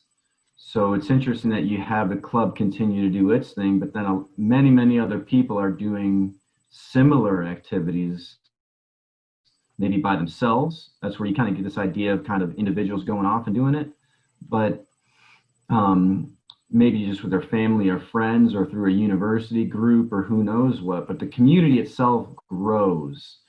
And then in the 80s, there's a lot of you guys all talked about it, how it happened through the 60s, 70s, and 80s. I know particularly in skiing, like backcountry skiing technology really takes some rapid advancement through the 80s into the early 90s. So a lot of things are happening during these decades that sort of changes the culture of outdoor recreation. So maybe as we talk about recent history, we can think a little bit about that. But one thing that maybe I'd like to have you guys talk a little bit about what the club has done as this population of outdoor enthusiasts grows, the club really starts to do a lot with trail work. So Mark or Julie, could you talk a little bit about how, as the population here is really growing, what happens with the trail networks in the area, and what is the Wasatch Mountain Club doing with it? Go ahead, Julie.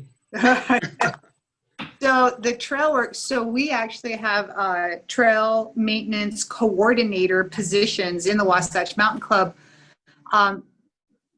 There was a time where the Wasatch Mountain Club didn't always have the best relationship with some of our government agencies, because we were somewhat radical and off pioneering new adventure routes, and but we have really evolved into a good partnership with the Forest Service and the county, and for exactly the reasons that you're talking about. When you just, there's been such a population explosion growth in this area, and you just have to get control of these social networks of trails. And so trail, but it has to be, but trail building and trail maintenance has to be done the proper way, because I know the Forest Service and the county, that has ownership of a lot of the trail networks, have had to go back and redo work when some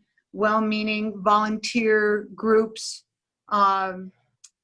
would maybe do more damage than good, and so we've really fostered a real positive relationship. These organizations have adopted trailheads, and we trails where we help to build and then maintain trails to try to get the foot traffic in a controlled route and do less damage, because it just causes so much trouble with erosion and damage. And so the trail work is really an important part of what we still do. Even today, we do a series of trail maintenance, and we've adopted the trailhead at Mount Olympus. And if you don't mind me telling a little bit about that story,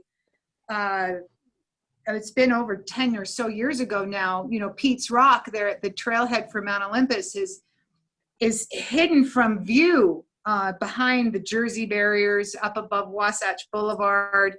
And it has been a real trouble spot for the county, which owns that trailhead in that parking lot, and the police department, where there's been a lot of trouble up there in that area. And several years ago, it got tagged really bad. Somebody had snagged a bunch of fluorescent bright and had been pretty creative and just covered Pete's Rock with some pretty vulgar stuff. And I noticed when I was up there doing some hiking in early spring, February and March, I was watching in one particular day that actually led me to the action item. There was a mother taking her 2 young daughters up the trail there at the Mount Olympus Trail to get to the top of Pete's Rock. And as she got closer, and the little girls were trying to read the words that were spray painted, and their mom turned right around and took the kids back down again. And I knew then that nobody got this problem for the 2 months and walking by. I knew and that's what started this long relationship that we've had with that trailhead, which right now is under reconstruction, thanks in large part to with the city and the county to get some trailhead reconfiguration done there. So very involved. Again, it goes back to our fundamental mission. In order to enjoy the outdoors, we have part of conserve and then maintaining. It's just a mission on the part of sure that urban wilderness interface is well maintained and accessible. I might add there, Julie, that to this day, Mountain Club people have picked up all the trash at the trailhead at Mount Olympus, because the garbage trucks can't get up, at least to where the parking lot has been. They couldn't get up there to where the trash bins were. So Mountain Club people have been picking up that trash for years and taking it to dumpster. Yeah. It was a funny conversation that we had with the county when we entered into an agreement with you to a Mount Olympus Trail. Trails maintenance coordinator at the time, Dave Androniak, he asked the county, would you please put a trash can up there in that parking lot? Because there had never been one. And the county said, no, we can't put a trash can there because we can't, as Phyllis said, we can't get our trucks up there to empty it. And Dave said, well, we'll empty it. And the county was very, very skeptical. The county contact at the time, he said, yeah, we've heard that before. And I told him, I said, well, let's do this. get us a trash can, put it up there. Let's have a trial period of, let's say, 6 months. And if we're not doing our part, like I said, I think that was about 10 years ago. And so it is the Wasatch Mountain Club who got that trash can placed and continues to service that trash can several times a week, actually, because there's so much traffic up there. And even now, we had they moved our trash can to get it out of the way for the construction crew, and hikers using team is still schlepping that trash can several times a week. And they still cover graffiti instantly. The numbers go up with paint or whatever they need to do to cover over their graffiti. Yeah, that was another coordinated effort with the county. We met up there on Pete's Rock, looking at various ways that we could try to do something to scrape it or power wash it or blast it or do something. And it was the county that ultimately decided, look, the least damaging thing to do here is to just cover it. And so they took samples off of Pete's Rock and matched the colors. And I have cases of spray paint that they gave us so that we could somehow, that we could match the modeled look of Pete's Rock. I was uncertain that was really the best solution when we first did it. Pretty good. Yeah, so we're coming into recent history now. So maybe for the last 10 or 15 minutes to bring out our panel discussion to an overall close, maybe we can kind of talk a little bit more about recent history and the legacy of the Wasatch Mountain Club. So I mentioned kind of some things, how people may look at the 60s, the 70s. We definitely see a lot of technological change in recent decades that are affecting how we relate to the outdoors. But one thing I think that everybody sees and recognizes is kind of widespread availability of information about the outdoors that's facilitated by technology like smartphones and the internet and things like that, and a growing community. So trail use is kind of one part of just a general sense of the risk of overuse or crowding into some of the areas. My own experience is interesting, where it's very seasonal, or even on a weekly basis. There are times when you can go on a trail that if you went on a weekend, it'd be extremely crowded. Whereas if you went on a Tuesday or Wednesday, you'd have it all to yourself. There's some relative, solitude you can find even in the busiest areas. But this idea of kind of overuse and crowding is one main issue. And also just the general place of the club, is the club kind of represents something, I think, cohesive, like at least in its history, especially in this post-war era, it's a time of like social cohesion. Maybe the club was developing standards for boating safety and boating performance, mountaineering safety and skiing and performance, how to do these things. And my sense, club members feel leaders in these areas, in conservation, kind of getting started on forming really important wilderness areas in the Wasatch. And so these things are kind of part of the club's legacy and history. And what does that mean then for you? How do you see the place of the club as a community, which is not how I think it always used to be? Maybe in the 50s or 60s, there wasn't this large community. It was like if you went outside, it was with the club. I don't think it's necessarily true, but that's one way of seeing the history anyway. But where do you see the club going? And maybe talk a little bit about just the 2000s and what has kind of happened Can in I recent start club that history, off? if you could. So, I'm open for everybody. Sure. One of the things that I think the Wasatch Mountain Club and our organized hikes and things like that that we do is that the knowledge and the proper way to care for the wilderness and the trails and everything that we recreate in, when somebody comes in to start doing their first hike with the club, you know, they're shown by example how to switchbacks, how to pee in the woods safely without leaving toilet paper flowers everywhere. You learn that from being part of our organized group. And those of us who came up from the ranks of Girl Scouts before we got into the Wasatch Mountain Club, that was already drilled into us. But what I'm seeing today are the people who have technology in front of them and say, hey, there's a new Bloods Lake Trail that's up there in the new Guardsman Flat area. Let's go do it. They aren't into hiking.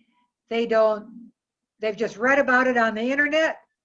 They haven't had the examples set for them.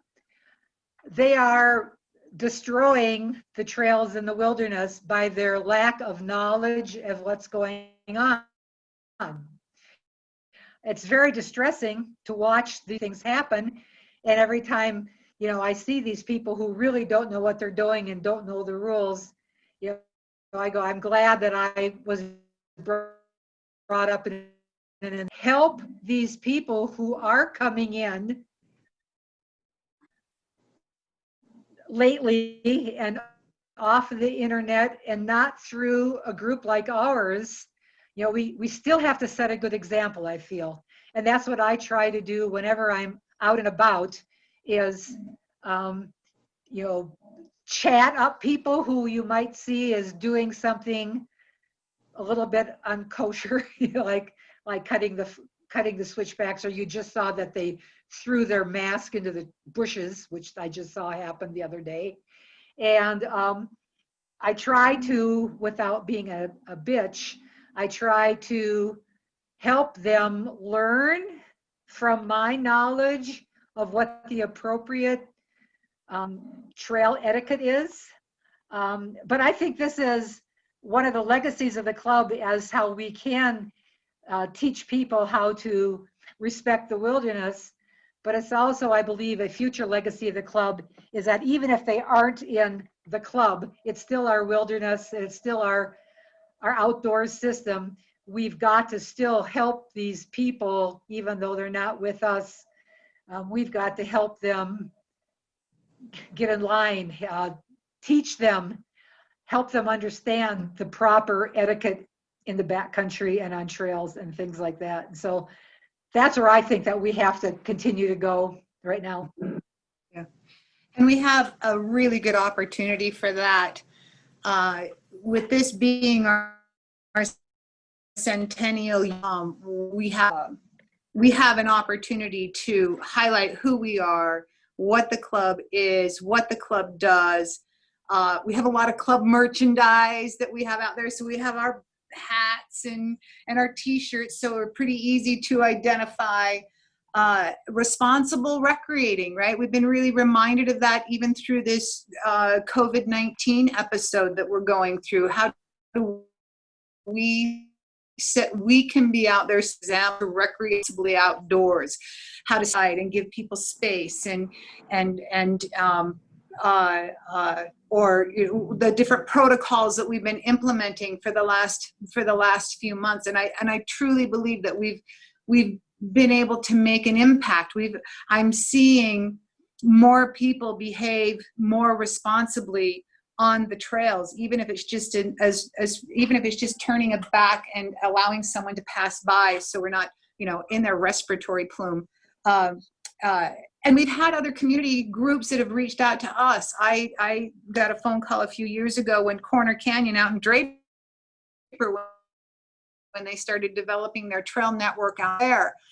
And they called the Wasatch Mountain Club and they said, you know, the bikers have found our trail network, but we really want to have hikers find us as well.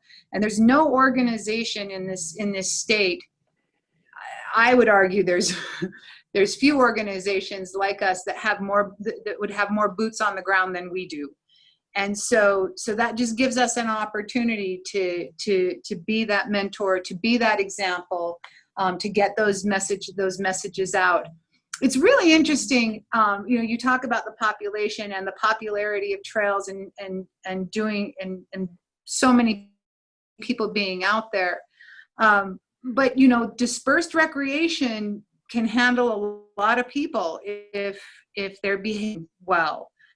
White Pine Trailhead is a really good example of that. I would use that just as an example, or the S curve up Big Cottonwood Canyon. You'll see cars, the parking lots are jam-packed and cars lined up on both sides of the road, and it looks so crowded and so overwhelming.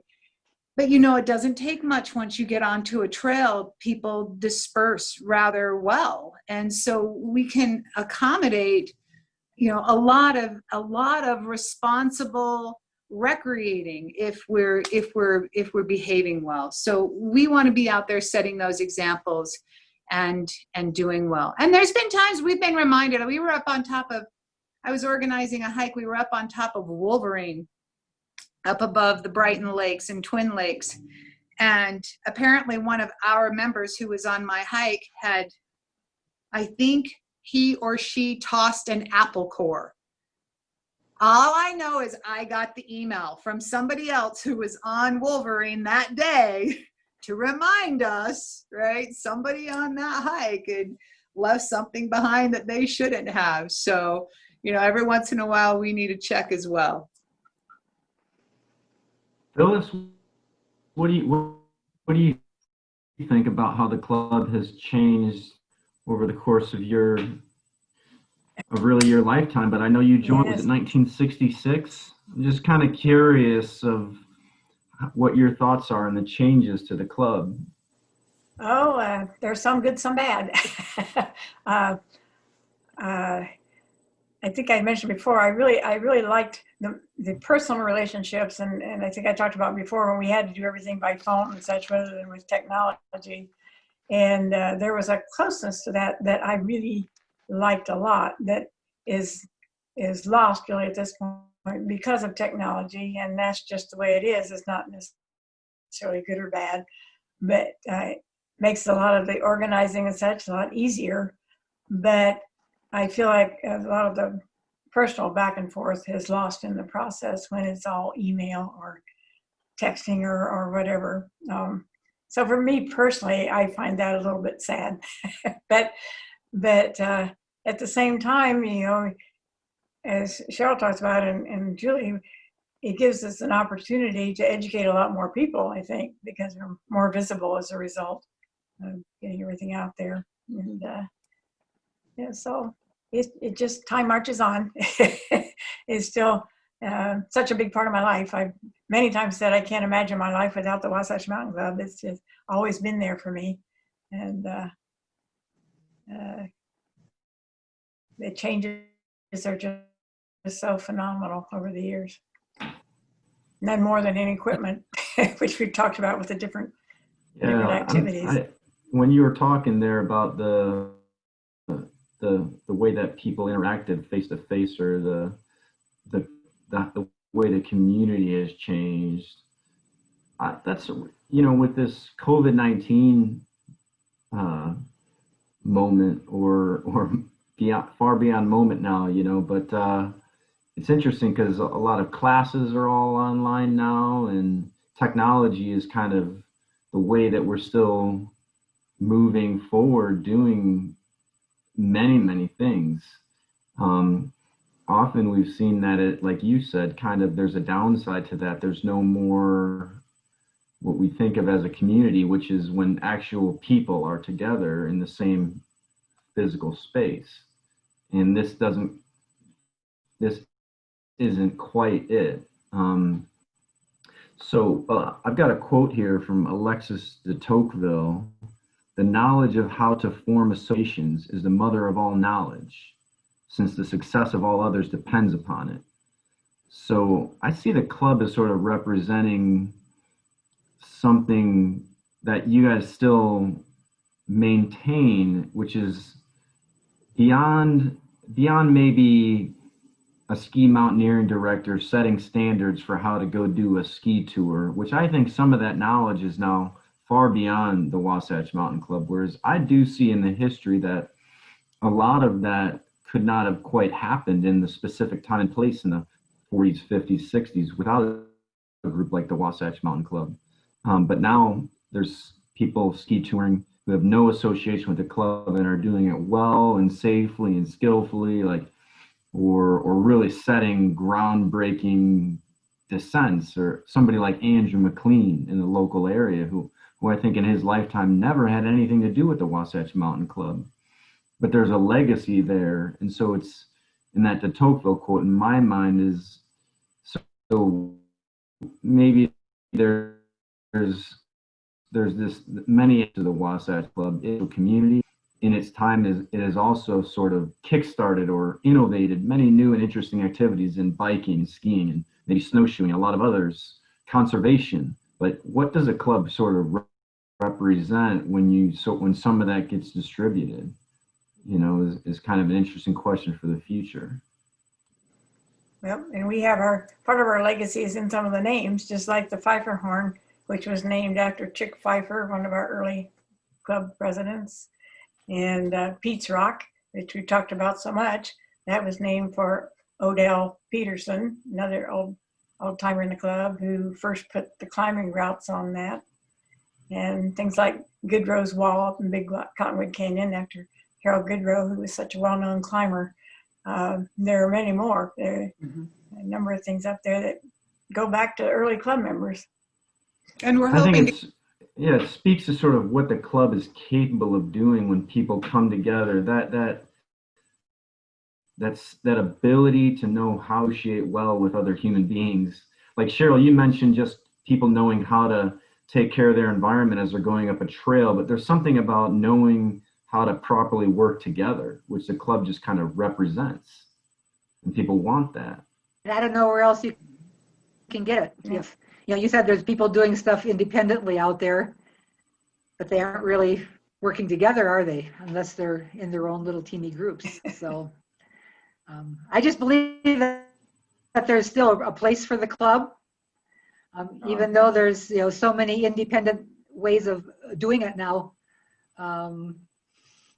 That this is still a very integral part of the world today, is to have the continuum of the Wasatch Mountain Club still being there, setting the example, producing good people. And even these people a number of people who've started out independently have grandiose ideas about, oh, I want to do this, I want to do that. I just found out the other day, Julie, that part of that, the Great Challenge Fiji, those people that do the big eco challenge thing, they were all training on your after the ski areas closed at night hikes up Park City Mountain.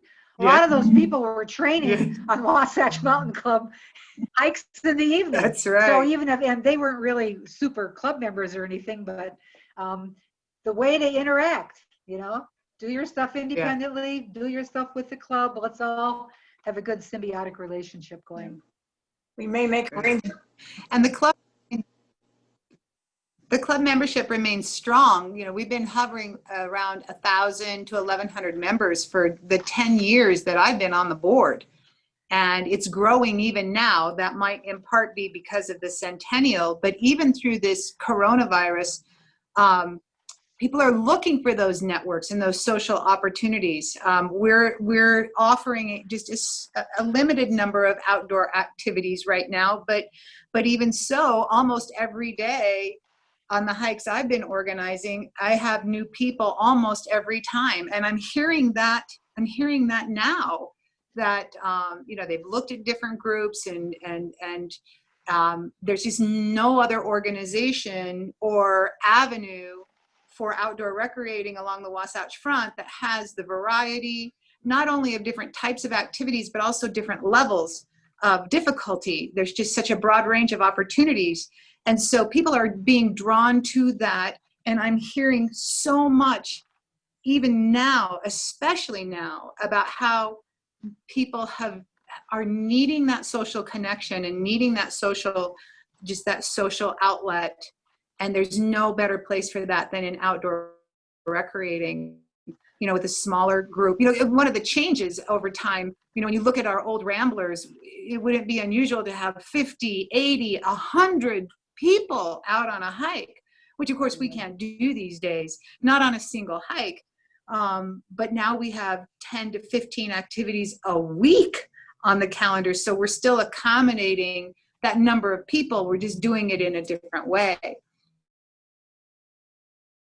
And in continuing with that, as part of our Centennial, we wanted something long-term, a long-term legacy that lasted long beyond our 2020. So we have to establish, we will, by the end of this year, a scholarship, an education endowment at the University of Utah in the outdoor recreation department, again, to continue to cultivate that knowledge and that passion moving forward. So we'll have a permanent education opportunity that will be established coming out of the Centennial as well, just to continue with making another opportunity for having a significant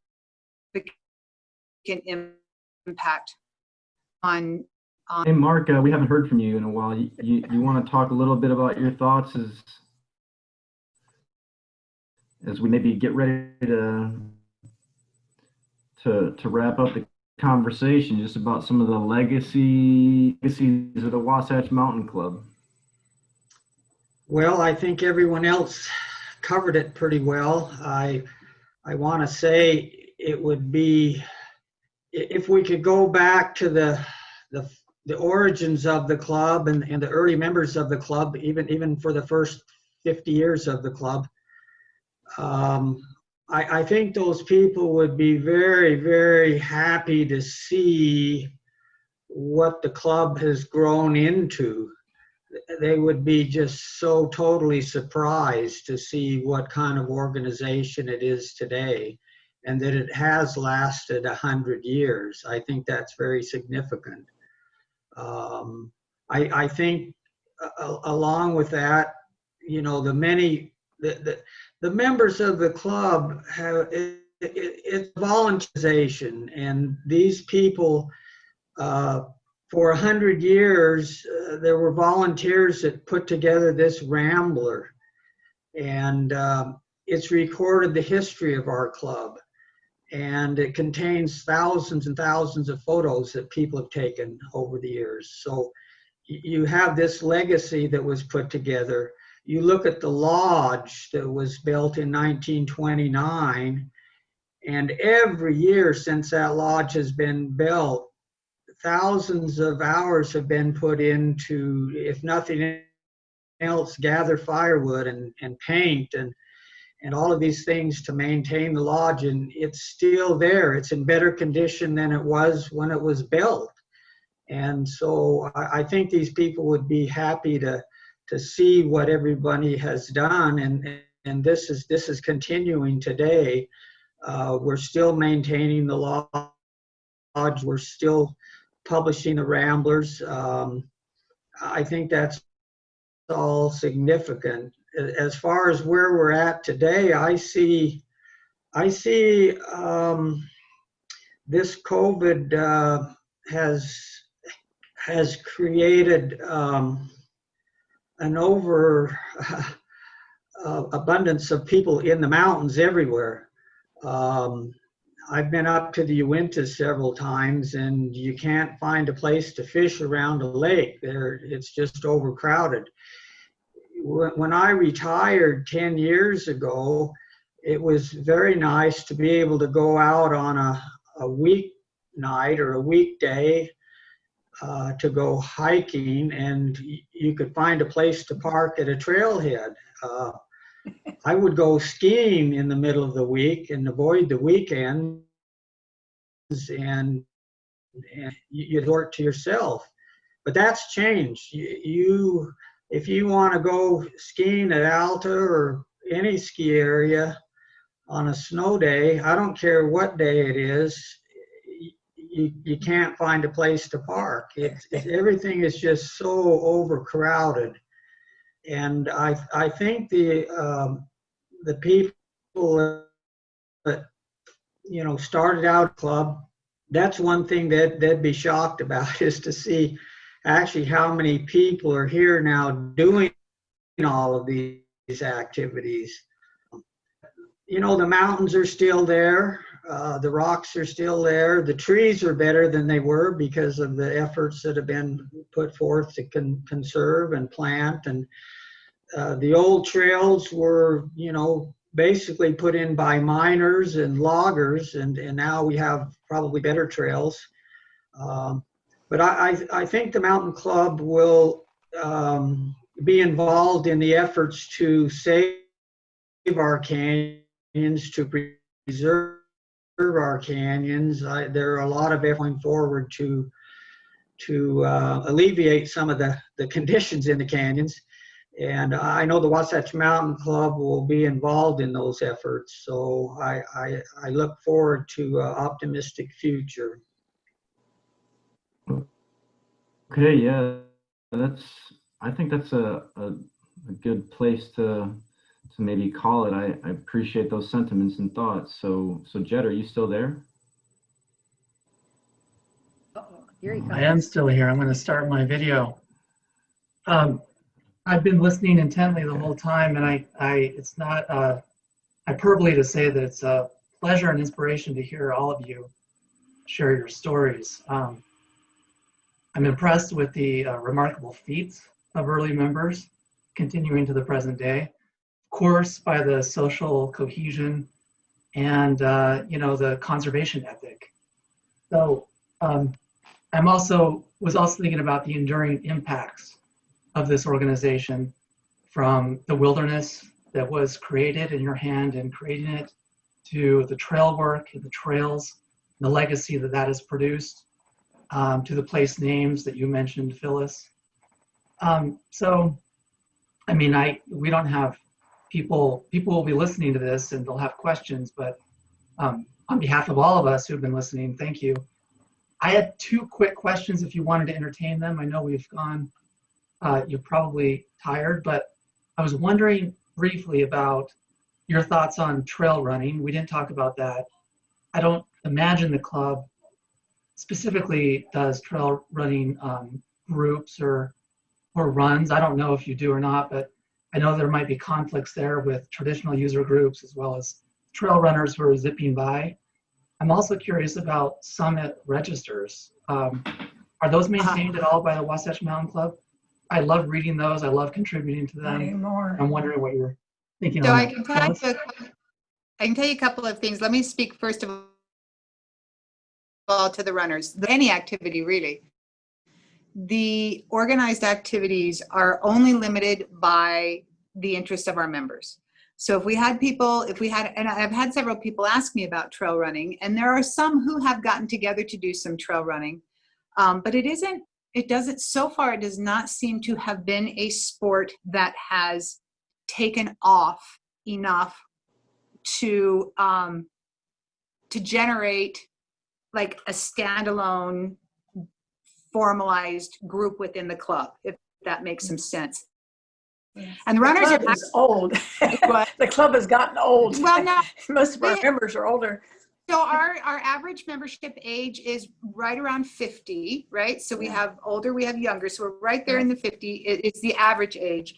But I've had several people ask me about running, and it's just a matter of having enough people who are interested in it. But the trail running is actually causing a little bit of a challenge right now because of all the people that are sharing the trails right now. The trail runners are the ones who are the most concerned because they come blowing by you, spitting out their huffing and puffing respiratory plume without even giving it a thought. So they're a bit of a challenge for us right this minute. But within the club, we just haven't had enough interest yet to create a dedicated group around that. But that's just only a matter of, enough people who want to go do it. The summit registers, that's another interesting thing because I get emails about this pretty regularly.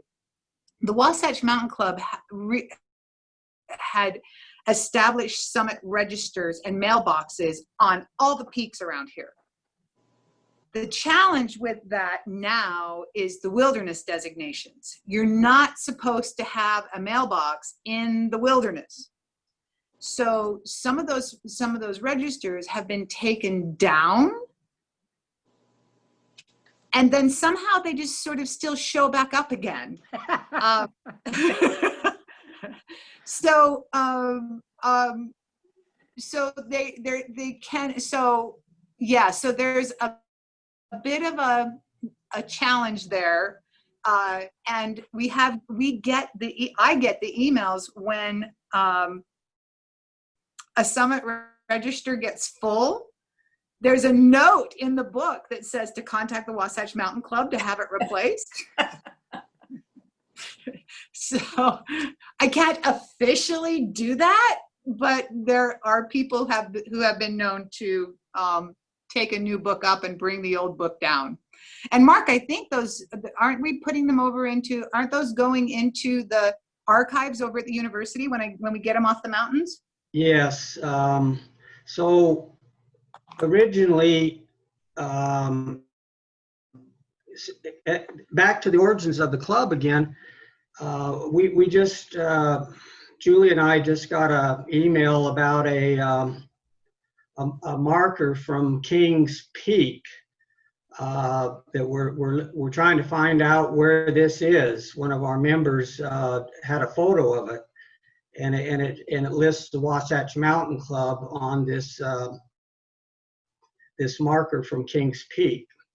But this was done in 1924, and one of the missions of the club was to take a mailbox to the top of Kings Peak in 1924 as a registry. And they also did that on Timpanogos and, of course, all the other peaks. And I think, like Julie says, it was probably about in the 1970s when it was decided that this was not a good idea to have these in the wilderness. And so most of these were pulled off the mountain, and the registries were taken to the Marriott library, and that's where they are. And so you can find those at the Marriott library in the Wasatch Mountain Club Special Collections section. So those are there.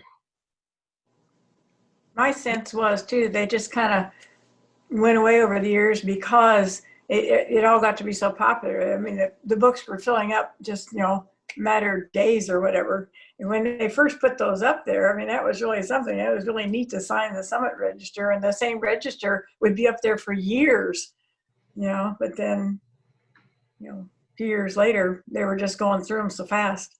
It wasn't that big a deal anymore, I guess. No, they're still up there. There's still some. I run across them every now and then. Do you remember recently, do you remember, what was it, a couple of years ago when the flag got raised up on Mount Olympus by the Scouts? Oh. And so the Forest Service marched those kids back up there and took down the flag. But while they were there, they also took down the mailbox. So it's the Forest Service who's been taking down the mailboxes. Yeah.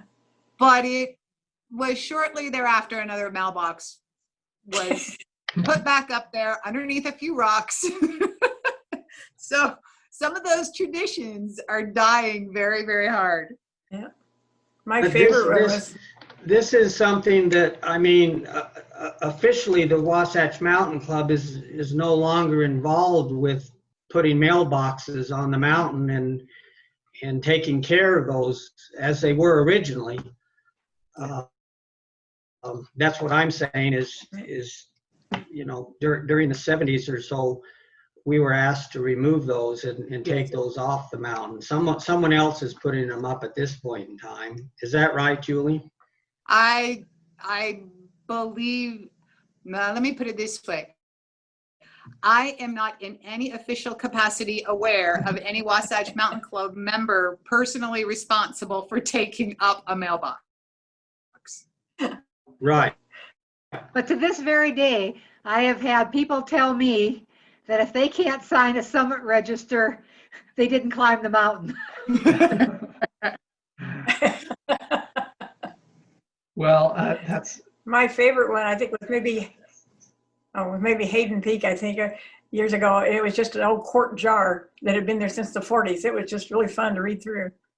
My favorite one was on Mount Ellen, and we got up there, and it wasn't that bad of a hike, but the group the day before had written in there, we had seen a herd of buffaloes on the way up, but we're very concerned about our parents on this strenuous hike because they are in their 40s.